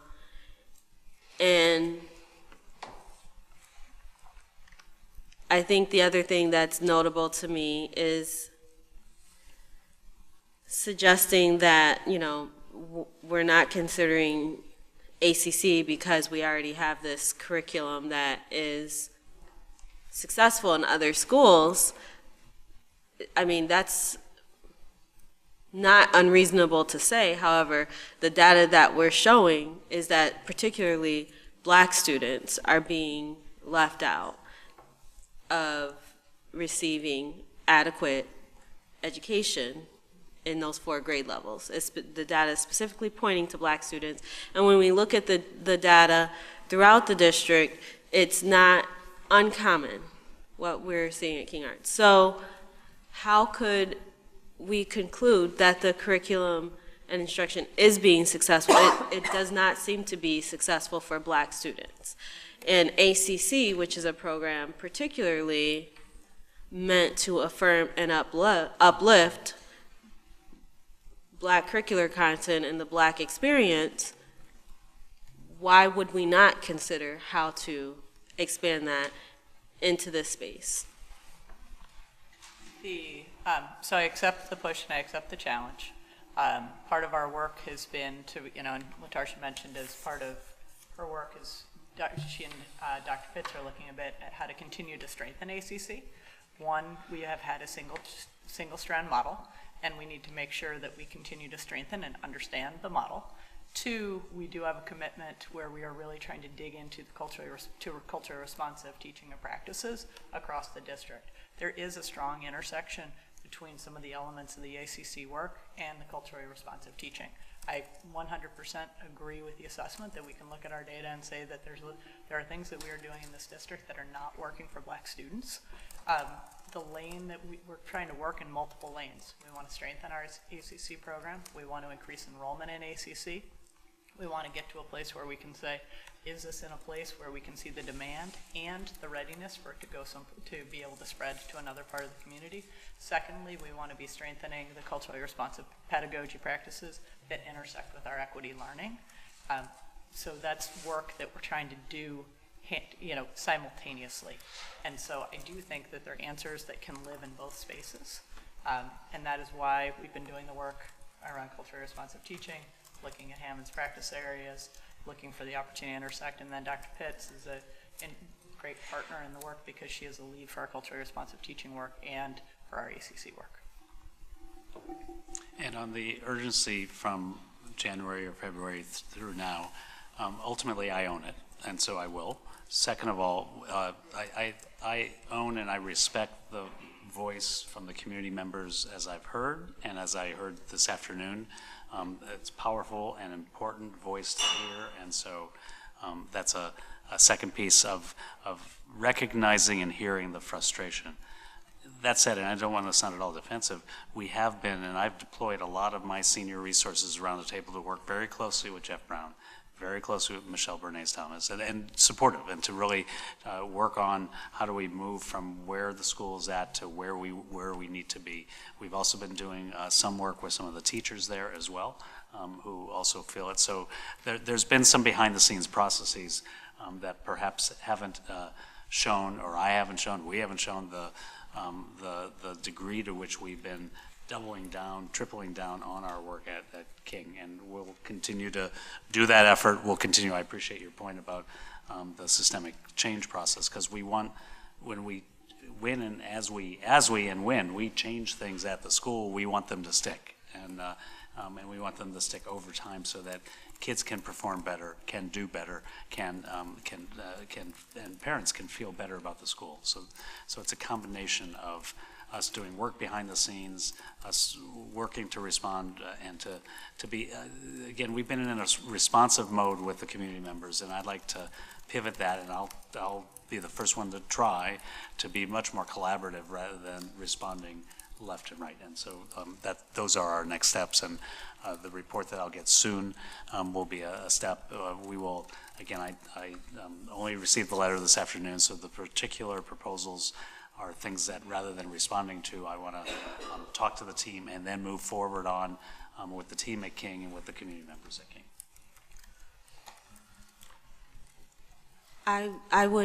I appreciate the mention of being more collaborative. I would contend that if it was clearly understood, the things that we're moving and the vision and the plan for going forward, that there would be far less concern. And so there are some very key stakeholders, parents and children, who are not clear about what's being deployed and what the plan is. And they're looking for hope, and they're looking for a feeling of safety in the institution that they are required by law to engage with. They are required to send their children to school. They should feel that their children are going to an environment that's going to benefit them, right? And we need to be communicating in a way that makes that clear, that indicates to parents you are not sending your children to school to be affected by low expectations, that we believe and we are investing in your aptitude. That vision and that plan needs to be clear, not just behind the scenes, but front and center for everyone. And I don't feel like we have been given that information either at this table. So, I mean, I don't feel equipped to be clear about what the particular challenges that we've identified, what is the systemic challenge that we've identified, and how are we empathizing and understanding the experience of children and families, and what are we doing about it? I'm not seeing those, and we've talked about it. I still don't know. So something's unclear. And I got, can I add that, so then the parents are telling us exactly what their children need, right? And Paul, I do appreciate you looking at the email that the Black parents from King Arts sent. I know that, again, there's another email that was sent out by the Asociación de Familias Hispanas that also has exactly some action steps. I can tell you that before I was on the board and I sat there and I came onto the podium and worked with a couple of colleagues, with our friends at Oak Hall, as well as folks over at Washington School and a couple of other schools. And we knew exactly what our kids needed. So again, we as a district really need to trust our children's parents as the first teacher, right? And I think we have a hard time doing that. Our parents know what their kids need. And I know we have these grander visions around racial equity, but at the core of it is that we really have to acknowledge the voice of folks who have been suffering over and over again these injustices and this educational miscarriage, not just here in this district, but across the country, particularly for marginalized Black and brown communities. And I can tell you that I've seen some of the changes that I had proposed before I was on the board. around expanding two-way immersion, trying to improve some of the services. So I can see that the systems change is possible, and we're trying. It's long work. It doesn't happen like that. But at the same time, we really, really need to, and I want to reiterate what Anya said, is that we really need to be able to communicate with parents, not just here at the school board, but really talking to them about the behavioral continuum that's coming up. Kids assessment, that's going to help us look at how to measure children in a more broader way. There are pieces in place that I think will be critical in regards to partnering with parents in order for them to know and to help us develop these instruments that are going to help their children have these incredible outcomes that they're expecting from us and that they deserve. So that I think has always been an issue with, in regards to how we communicate with parents and being very responsive to their needs and not us always reacting to bad news. So, I think that's something we really, really need to as a district, really try to work on. And this goes not only with the way we discuss policy, programs, and practices, but also, I think about the Dawes Principle process. We'll talk about that later, but how can we be much more clear with families in regards to what the work that we do as administration, as a school board? We also shared notes with the King Arts families who came in, family members who came in on May 2nd, which I'll be happy to share to the board. And I apologize if I didn't, which covers a lot of what Stacy and Latarsha we're both really talking about in terms of, in the short run, we've made these twists and changes to be able to address some of the immediate concerns, and we build out the summer program, and we're doing the visit, and we're trying to build a set of strategies that, in collaboration with the families, will be something that will stick at the school rather than just fly by and fly on. So I think I want to echo what Sergio and Anya said. Anya ended with, something is unclear, and I appreciate the quarterly updates which we get, and there's no doubt that everybody is working really hard, and there's a lot of stuff going on. So I'll jump right to my questions, which are rhetorical. Would improved student outcome metrics make it in this report? Probably.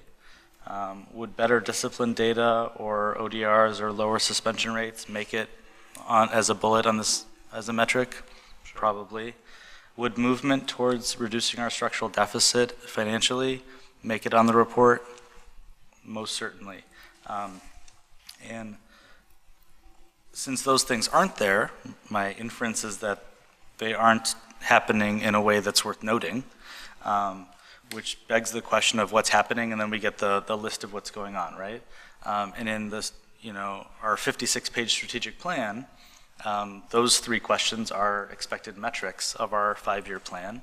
And I guess my question is, do we need to rework, starting with our end goals and going backwards? Are we doing a lot of learning, right? Because it's wonderful, but when you look at the last 2 years of 5 essential surveys,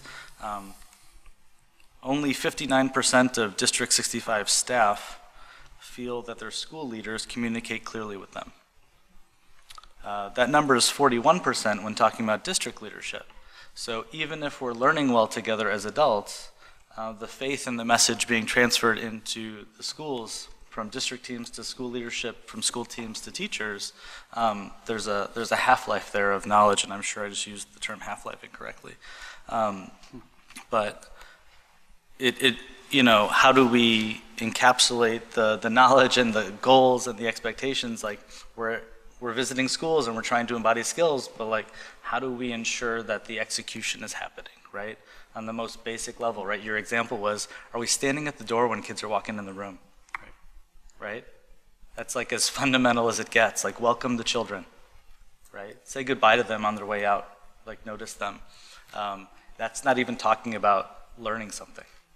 Right? That's human dignity. And so similar to the accountability report, how do we rethink this so that it doesn't feel unclear, right? So that it doesn't feel like people that are reaching out to us in various ways and having press conferences, rightfully so. You know, how do we feel like that's all tethered together somewhere, because it does feel a little disjointed. So that's my question. It doesn't really have a space for an answer, but I think it's something worth talking about as we look to the next year. Closing up this one is there a more honest report that we're not seeing? Or is there more happening that we're not noticing? You know, that's something that I'd be curious to know more about. And I know you said those were rhetorical, so I appreciate that. And I appreciate that actually in the spirit of what you just pitched, which was how do we learn what's going on and how do we express what we're learning and then how do we move forward?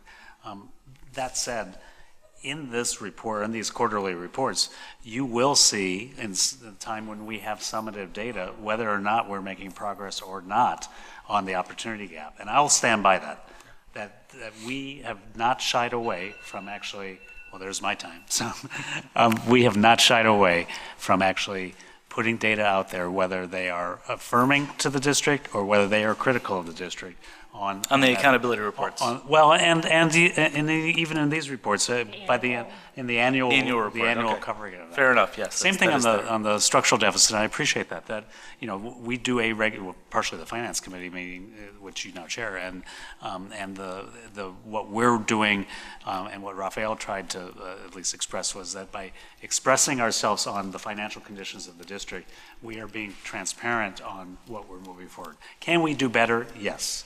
Can we actually think and rethink both the work that we're doing and the priorities that we have? Yes, absolutely. And can we express that in language that's engaging and forthright and transparent?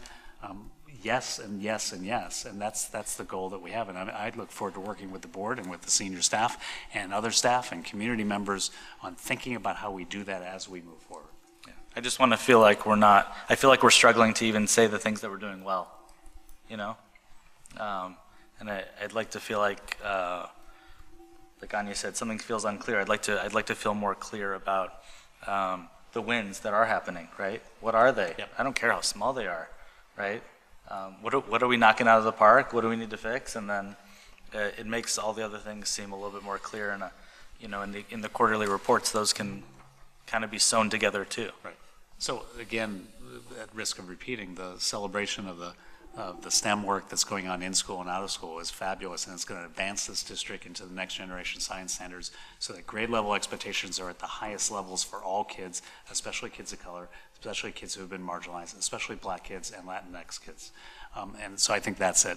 And then if we look at the Yay Festival over the weekend, and when you look at the expression of creativity from all of our children, from all of our families in our two cities, it is such a spectacular opportunity. And there are times when I feel as though we don't stand tall on top of this podium and say there are really good things going on, while at the same time self-critique where they're not, and then do something about that.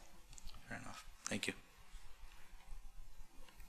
I just had a quick question in regards to the areas where our status changed. How do we report what metrics we didn't meet? So for two categories, I wasn't able to find, I was only able to find the September report, the high quality teaching and learning and thriving workforce, we went from green to yellow. And so when those changes are made, it's nice to know what we're doing, but what caused the change in those areas? Let me answer generically, and then if colleagues have an answer. There are times where, depending on what we're doing, what we're focusing on, what our workload is, a project or a focus that we're working on isn't necessarily complete during the quarter that we're in. And what we're trying to do is be transparent about that, and to say that we had to slow down on X because we focused on Y, or we actually spent a lot of time in this level of professional learning and not in that. So that's the generic reason why we changed from green to yellow to red. I don't know if anybody wants to be more specific. Rebecca, do you want specifics? Yep, okay. So for high quality teaching and learning, two areas that we had hoped to complete our work during this quarter, but we did not complete the work, was one, the actual identification, the expansion plan for ESL services. We've completed the analysis, but at this point have not come to a final decision about expansion of the ESL program. So we've done the analysis, the metrics. We know that we want to be growing that program across more sites, but we'll finalize that work next year to be adding sites in future years. And then the second one was one that came up already around the Strong Start to Kindergarten benchmarks for second language learners are the two indicators within high quality teaching and learning that we did not complete this quarter. And then for that was for teaching and learning, and then for thriving workforce. So for thriving workforce, the two areas were the joint committee for track, that we had not convened that particular committee. But I think I mentioned that we are still doing some of that work and in some other settings, but it was not completed in the manner in which it was communicated, which was through the joint committee. And then in terms of recruitment, is that we're really looking at the District 65 ambassadors, which was something we started, I think it was 2 years ago, and was slated to be expanded, and now we're kind of looking at redefining those roles and maybe the expectations and responsibilities before expanding that, and trying to consider which stakeholders would be a part of that group. So since that work was not completed, then it is therefore yellow. Okay, so just as a suggestion, I don't know if there's a way we capture that in the work that we're doing and putting this out. I think that there's definitely a lot that we put out here. But we get, as board members, we get asked the difficult questions. And I think for us to be able to have the answers and not always say it's in the works or they're working on it, but to have specific information that we can give constituents is really helpful. Sure. I think that makes sense. That makes a lot of sense. And I think as we watch this, and if we're learners about this, if the yellows are coming up a lot, because this is self, watching and judging what we're doing. It does beg some questions of, are we trying to do too much? And are we not really, and if that's the case, then where do we go with priorities? I know we'll have a conversation, as we historically and typically do, around priorities in the next couple of weeks. It does set up that conversation to say, perhaps we need to do, and this is a conversation the board has had, perhaps we need to do less, and we need to do less more better, if I can say that. We need to do less better. And I think if the yellows are coming up, it's signaling to me as the senior manager that the work that we're trying to accomplish, we can't get it all done during our days and our evenings and our weekends. So, we've heard maybe we're doing too much before. Been hearing it for about 2 years now, I think. And it's challenging to get a report like this, which just lists all the great work that's being done, but it's a lot of stuff being done and not a lot of progress being made and not a lot of outcomes being delivered. And I know I'm just one of 7, but I would prefer to see a quarterly update that was showing progress toward a goal as opposed to a list of things that are being done. Because I can imagine the frustration a King Arts parent would have looking at this report and knowing that so many children in that school in particular, but across the district, are struggling, and that struggle not being clearly outlined in any way with all of the activities that are being done at the district. And it's frustrating for me to see, goals that aren't measurable, and activities that aren't tied clearly to those goals. So I don't know if it just means that we need to, I don't know when we sit down and we talk about what work is being done and if it's too much, or how we lay out this report to make it more illuminating for not just ourselves, but for the community. But I think something needs to change here. I may differ a little bit. I think that the quarterly report is highlighting the goals that we've set out writ large in the strategic plan and the avenues that we're taking to get there. That said, we can we have to think about how we would reframe this to make it, to point it in the direction that you're pointing. But I don't want to miss out on the fact that we do have set goals. They are in the strategic plan. That's what we're driving. We're driving them based on the 5 essential supports for school improvement. If we are successful in 3 of those 5 areas, we will raise student achievement. Those are high quality, and especially in high quality teaching and learning, and a thriving workforce, and a safe and supportive school environment. If we have parent involvement, excellent teachers and excellent principals, and really the most rigorous curriculum that we can offer, the research has shown that we will move forward. So that's the spirit of this. And if we're not reaching that spirit, then we should think and rethink it. But, and just to maybe piggyback off of what Lindsay's saying, maybe perhaps, and going back to something that Latarsha mentioned around leadership, right? It really, school communication should be one of the bigger responsibilities of each individual principal. So maybe rethinking it in that way, and as part of principal evaluation, them being able to communicate what's going. Let's take King Arts, for instance. This quarter we plan to do this with our special education students to support them. We're going to do this with our black students, and this is what we're going to do because we've identified this problem, and here's exactly what we're going to do. So that way, the school community can, and then them working collaboratively and surveying their own parents to figure out what's going on, and then really working together to as partners to serve children and get them the best outcomes they can get them, right?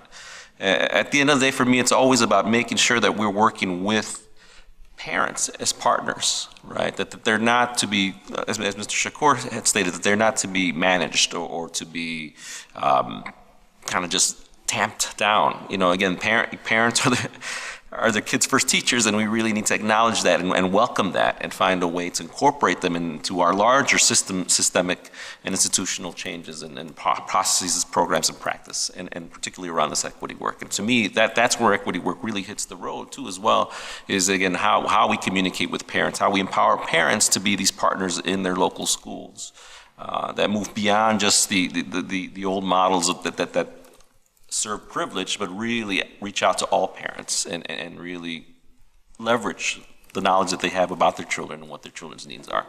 So to me, I think what we do, I agree that the strategic quarterly report, we got to do it because that's part of our larger district plan.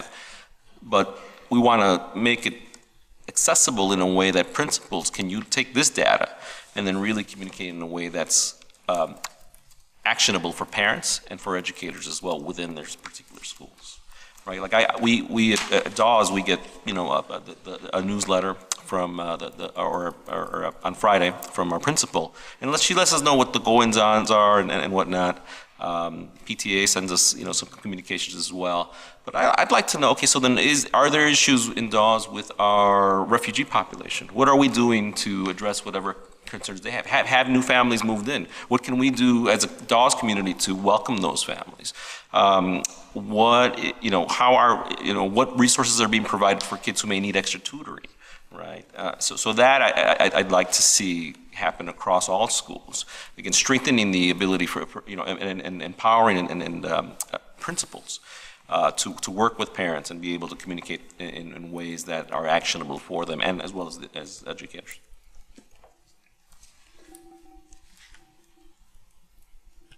I still don't know when we talk about doing less, or when that conversation happens. I think we are going to have that conversation before the end of the year. We've asked Dr. Gorin to present us with a list of priorities for the upcoming year and an evaluation of what is worthwhile to continue pursuing and what we need to pull back on. So I think that is a discussion that we expect to be having by the end of this year to help guide the board discussion then of what our priorities should be for the upcoming year. And just to be clear, the end of the school year or like the end of the calendar year? Well, I'm coming back on June 10th, I think. Right, so it'll be after the close of the school year, but for us to think about, and as Dr. Gorin and his team are working on the big master work plan for the year, I think his reflection will help guide our larger discussion, which then will help him as he goes back with his team to create that work plan. So what we'll have is sort of the larger issues of what we believe we should be focusing on based on conversations we had here, conversations we had in our school communities with our families and caregivers. We will give that broad brush. We will listen to the board input, and if there's community input that night, absolutely. And then we'll go so there's two stages. One is to be able to be very articulate on what those focus areas are, what those top priorities are.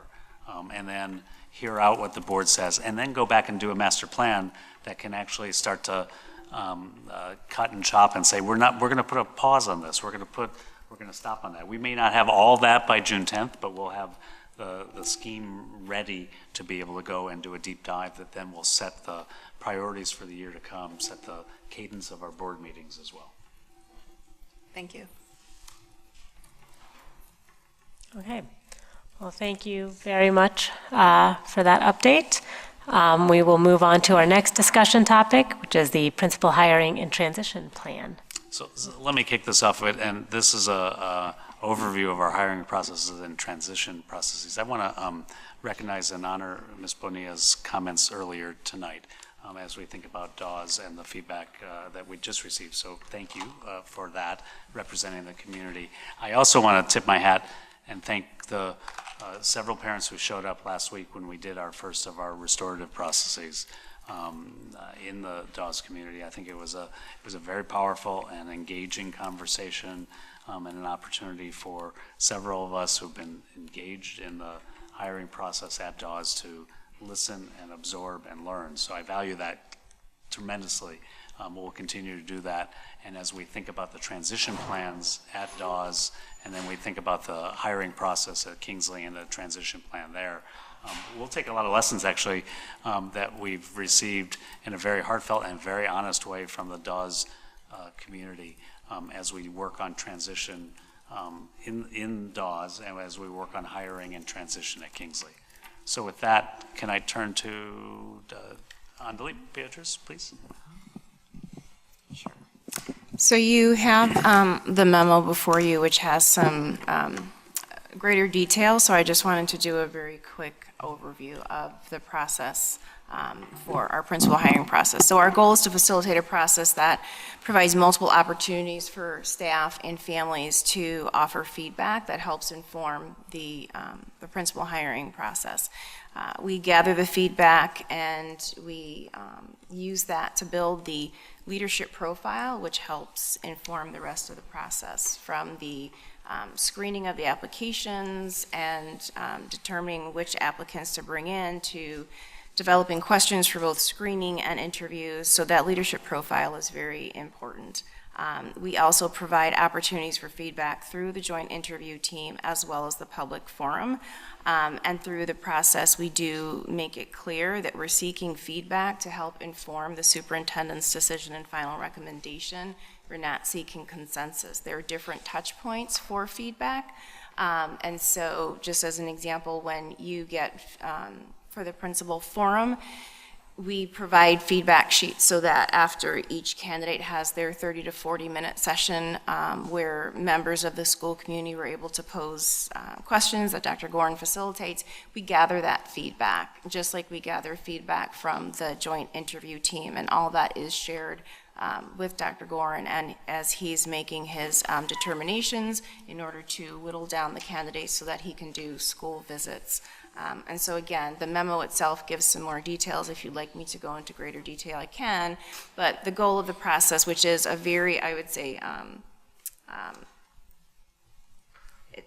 it's very thoughtful in the different touch points. It's very, I'm trying to think of the word and I'm blanking, I apologize. From the candidate standpoint. It's extended. It's quite extensive. It has, we're typically seeing them for screenings, we're seeing them for central office interviews, then they're going through the public forum, and then they're going through another set of interviews with the joint committee, and then there's a final site visit kind of combination interview with both Dr. Gorin and Dr. Kelgati. So it is quite extensive, and again, we do try and make it inclusive and trying to get feedback from different stakeholders throughout the process. In terms of transition planning, there are a few opportunities, and I think the DAWS opportunity is one where the individual is hired with enough time before the start of the school year, before the end of the school year, to allow us to have more than just typical engagements. Typically, it's been, here's 1 or 2 last school year events where you can come and say hello and greet the community. That was my experience coming to the district, as well as for many of our previous hirees.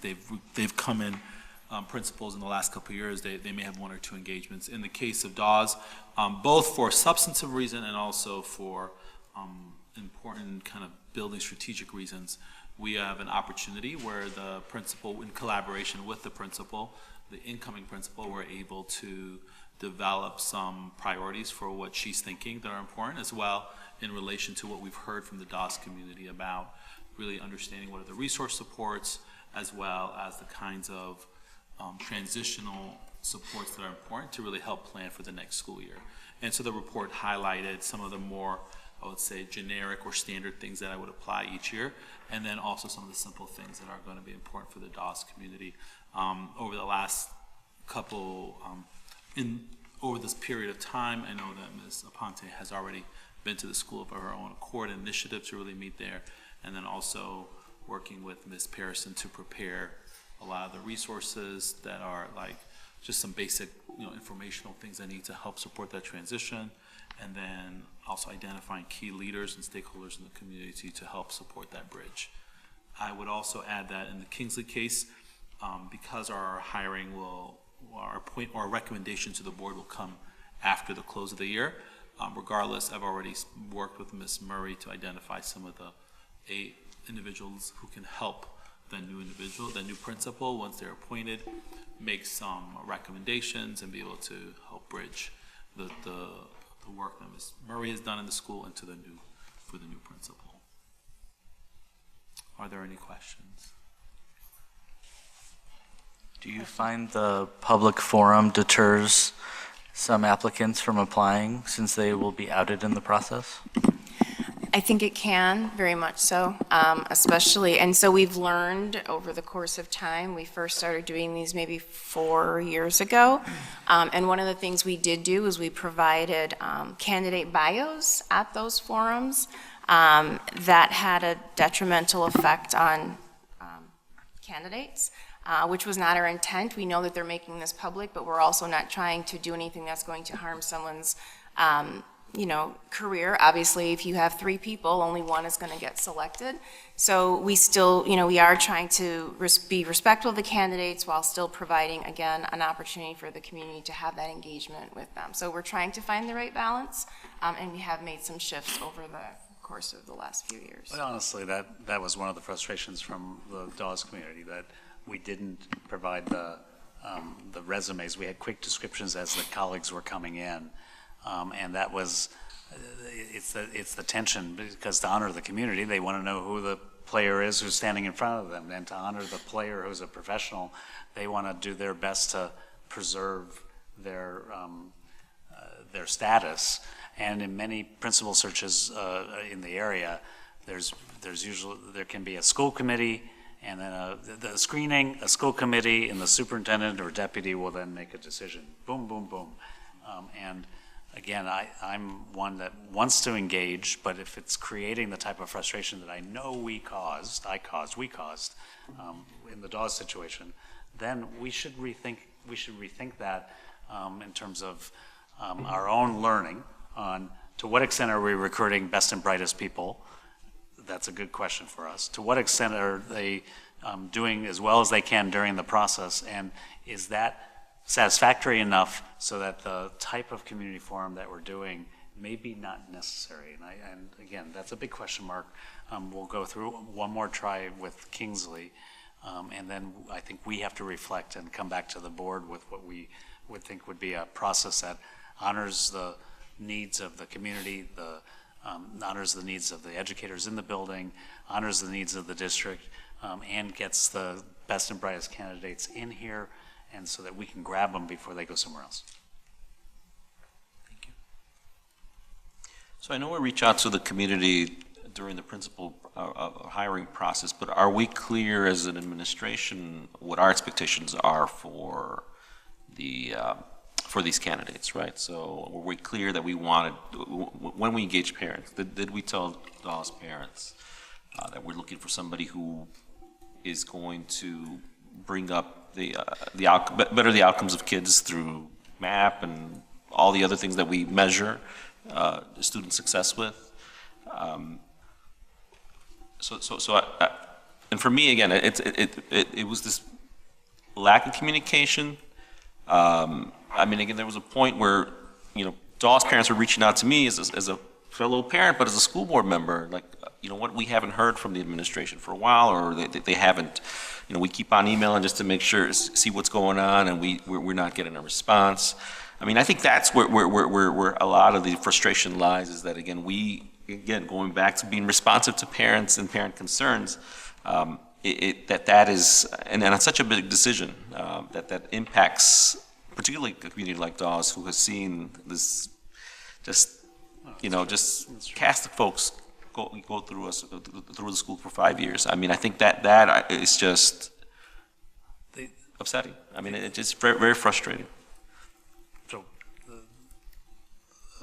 So registered. I think in general terms, what we're trying to do is we start by going into the school community of parents and caregivers to get characteristics of what they might be looking for in the future leader of their school. We do the same sort of thing with the educators in the building, and we use those parameters as much to do the screening of candidates and then to sort of check ourselves as we go through the interviews. And then we have done the community forum, and then we do the final interview, and then Annalise and I, for the last several years, have gone out and done site visits. And again, which is sometimes, most candidates will figure out a way to get us to come and visit, as though we're visiting for, visiting colleagues to learn, and some will just be very candid with their staffs that they're the finalists in a candidate pool. I think, again, fully absorbing and taking responsibility for the Dawes process. We've had a turnover of principals there over the last couple of years, so that's a given. The second piece was we tried to accelerate the process and find outstanding candidate that would meet that would take the criteria that the community members and the educators gave us and meet the district needs as we were going to move forward. And in doing that early on, we did not identify a slate early on, and this was before the hiring season starts. And so we decided to actually pause and do another search. And in there, again, I will own the communication issues. What I may have thought was being communicated about, we put a pause, we'll start up again. We could have, should have, and I will stand tall to apologize for this. We should have communicated a lot more regularly on what we were doing while we were waiting for the next core of folks to come. And again, go back to general, this does beg an issue of, we've been very successful in hiring some excellent principals that have come to the district. And so how do we continue to recruit those excellent candidates? Because we want them to come, and the folks who come and land here love coming and landing here. So how do we actually get to the process that will respect the broad needs and the specific needs of the community of a school, and grab hold of an outstanding candidate so we can move forward? And then how do we communicate that along the way? I mean, those are the lessons learned from this process and the last couple ones that we've done.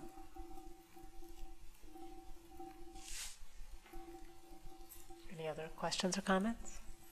I just think that, I think as a parent and teachers that are on these committees, there's no real sense of what their feedback is how it's going to impact.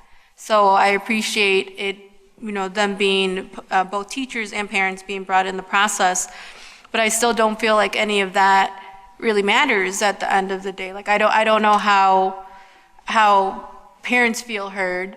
Even in the case of Dawes specifically, when parents gave an alternative,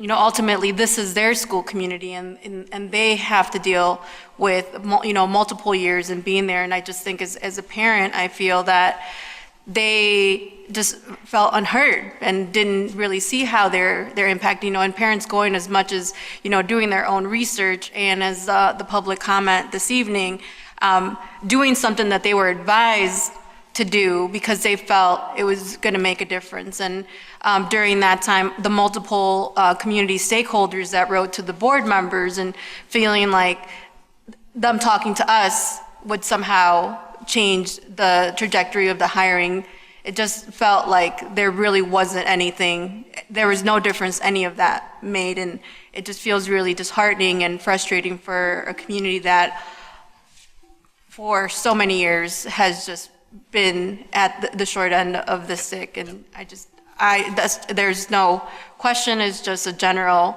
comment of just extreme frustration for that community, and discouragement to know that sometimes it feels like no matter how much you participate, how much feedback you give, how much research you do, it just feels like it falls on deaf ears. So I appreciate that, and we will take that back as we do our processes. Again, what I can say, what I do is I look through all the information when I'm convening the public forum, whether we want to continue to do the public forum. I'm taking verbatim questions from the community, so I'm not changing them at all. But I'm also I'm sort of assessing the candidate while I'm standing up there, because I ultimately have the final decision to recommend to the board. So that's one thing that I do. Second thing I do is I take those notes and read them. And so I take the notes of each of the candidates and read them sort of high, medium, low, and I try to get a feel from what people have written in the notes after being in the forum or in the committee, to be able to help to give me a lens on what the community is feeling and try to move forward on. And third, I have to trust my professional intuition, and I have to trust the professional intuition of the senior people who work and help to run the school district. And when we see and identify a candidate that can be outstanding, we also want to pursue that outstanding candidate as best we can. So I think it's clear that there are a lot of things to balance as we think about the process moving forward. The whole idea of attracting high-quality candidates and honoring their need for privacy as they're going through an application phase versus getting authentic feedback from the school community that they may be leading. I think also balancing the school community's desires for what they want for their own school, but also, as superintendent, your understanding of the larger district vision and strategic plan, and how that leader is going to fit into the district's equity goals, strategic goals, and whatnot. So I think it's clear that, I think there were good intentions behind the plan that was put in place, but it's not quite working out the way we had intended it to. And so I look forward to seeing how you'll think through updating that process for the future. And I appreciate that a lot. I appreciate all the questions and the push. And again, from community members, it means it's important. It means a lot, because we have to make the process better, and that's part of the work that we do. We will work through the Kingsley process and then self-reflect, and then I'm happy to come back with a next 2.0 or 3.0 or 4.0, whatever number we're on, to be able to move to the next level of engagement. I do want to stress in the memo, there's some important work that we do around transition, and as Annalise said, in the case of DAWS, we've had enough time so that Ms. Aponte can actually spend some time getting to know the fabric of the community and the culture of the community, and being in the building and sort of watching the flow. That's ideal. And it's an ideal opportunity for the former leader and the current leader to actually knock their heads together with kids in the building and families in the building. So I think that's a piece that we want to continue on as best we can. That's a timing issue, which then goes back to how do we actually do this. But if the transition issues from learning the ropes in the district to being part of a professional learning community, to tapping into the other principal leaders who are in the district. These are important pieces that we take very seriously, and we spend a lot of our summer working on. All right, well, thank you. We will continue on with our final discussion topic, the hiring process and transition plan for the new Executive Director of Special Services. So let me do a quick overview. Let me start, though, and we'll have a more formal time to thank Joyce for her service, but I can't start this conversation without thanking Joyce for her service and for over 3 decades of commitment.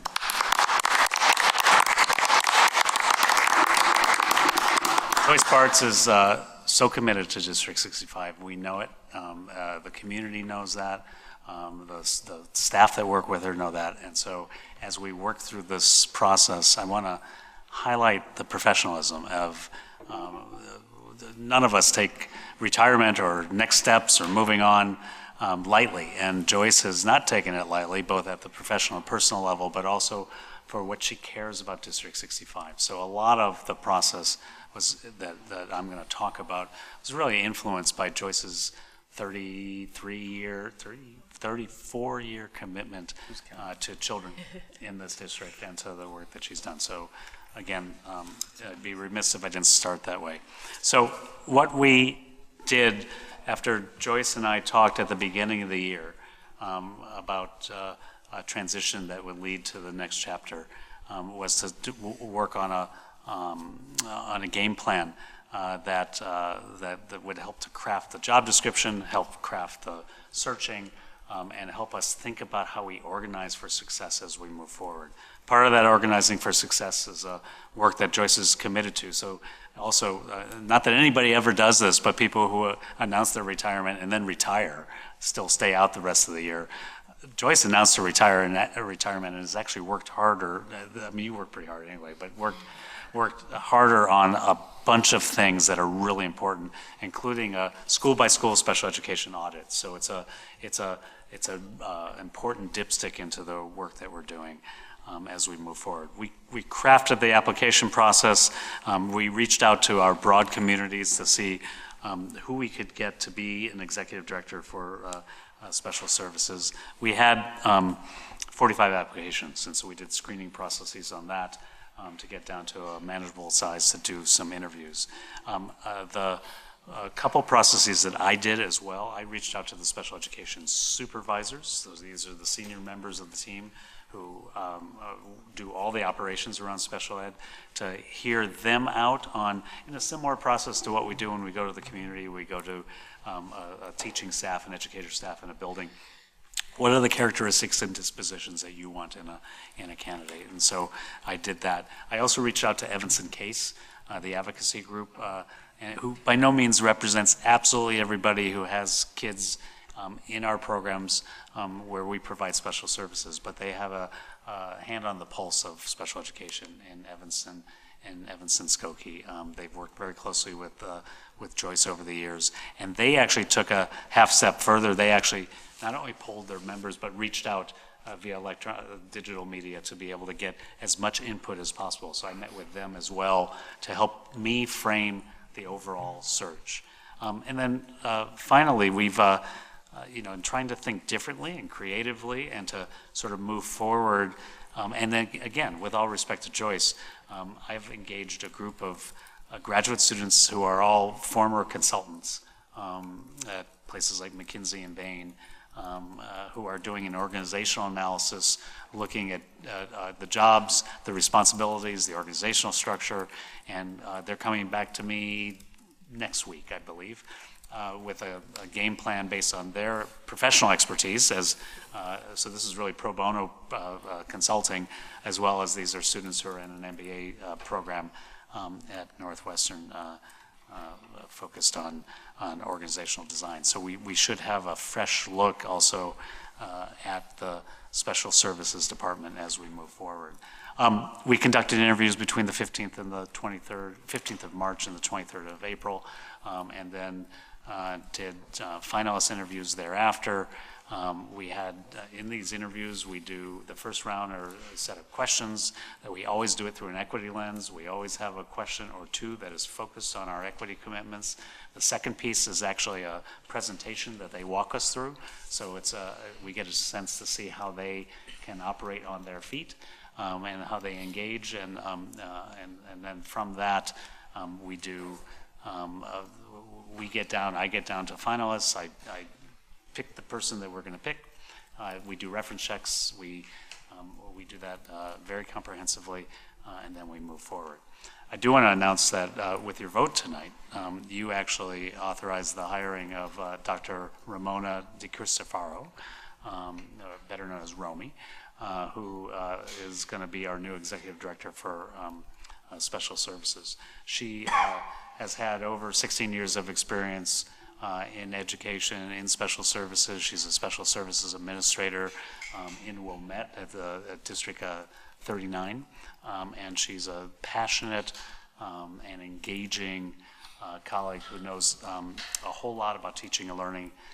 One of the things that really resonated, and it resonated to me because it resonated to everybody I talked to of what's necessary, is that relationships matter. We know that's obvious, but relationships matter, especially as it relates to special services. This was something that she stressed in her own presentation. Her references actually checked in on as well. Very excited to see her being appointed to the district, and as we move forward into the transition period, which we start as soon as tomorrow morning. Tomorrow morning when I call Romy. We've got a range of activities in transition that parallel what we do with our principals in July and August. There's the just landing in the district. Joyce has been kind enough to offer as much time as is necessary to be able to do the type of transition that's necessary just on the whereabouts and the what's and the how do you do this is and also to start to help to build the internal relationships that are necessary. During early July, she won't arrive, she has a vacation plan, so in mid-July she'll land. I'll start a process that I do with all my cabinet members where we meet on a regular basis, sometimes weekly or every other week, for as long as we need to meet every other week or every week, so the person feels very comfortable working at this table, working in the district, working as a department head, et cetera. We have in the schedule or in the description opportunities to meet our staff, to meet the extended community, to be out in schools and to continue to be out in schools over time. And then Romy doesn't even know this now, but I'm going to ask her to take the work that the MBA students are doing, take the lessons that she'll be learning by engaging in the community closely and in our own schools community and in the intersection between special education and general education, because there shouldn't be a separation. They are together what we offer. I'm going to ask her to come back with a game plan on what she sees and what she sees as opportunities for change that we can actually move forward on, and that would be sometime in March of next year after she gets enough time to put her feet on the ground. So with that, I'll stop and be happy to answer any questions that you might have. Questions? I think the only question that I had is, one of the things that I was expecting to see, and it was, and you just, I think, again, referred to it, as we know, and I am glad to hear that we are going to have another opportunity to actually properly send Joyce off. I apologize, I'm just too tired right now to even think of the right words to say, but know that you are appreciated and that I am looking forward to the proper opportunity to give some comments. But one of the things that we all know about Joyce is that she does an incredible amount of work. She has an incredible institutional knowledge of the district. And so I see that referred to in here, but I still don't have a lot of clarity on how that is going to be covered in this transition, and who's going to be responsible, for example, for school climate work, for restorative practices, and all of that sort of thing. So if that's coming, when do you think we will see that? Well, I can speak to that. I think on June 10th, I'm going to give you an overview of the department and where we're at this point in time. But with that, one thing that Paul and I have talked extensively about is how we want this director to really concentrate on special education, instruction, professional development, work with our teachers, many of the things that need really focused work with our students.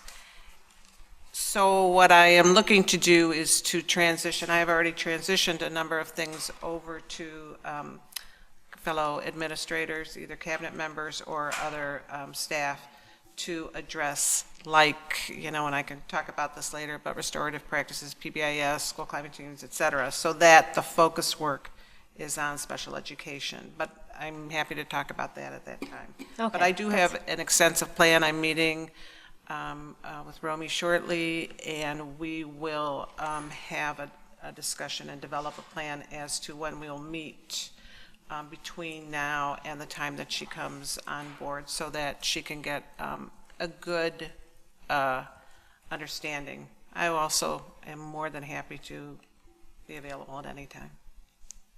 And be prepared to, I mean, in the transition, the short-term transition issues, you know, that's the engagement that the senior level executive does with a new senior level executive.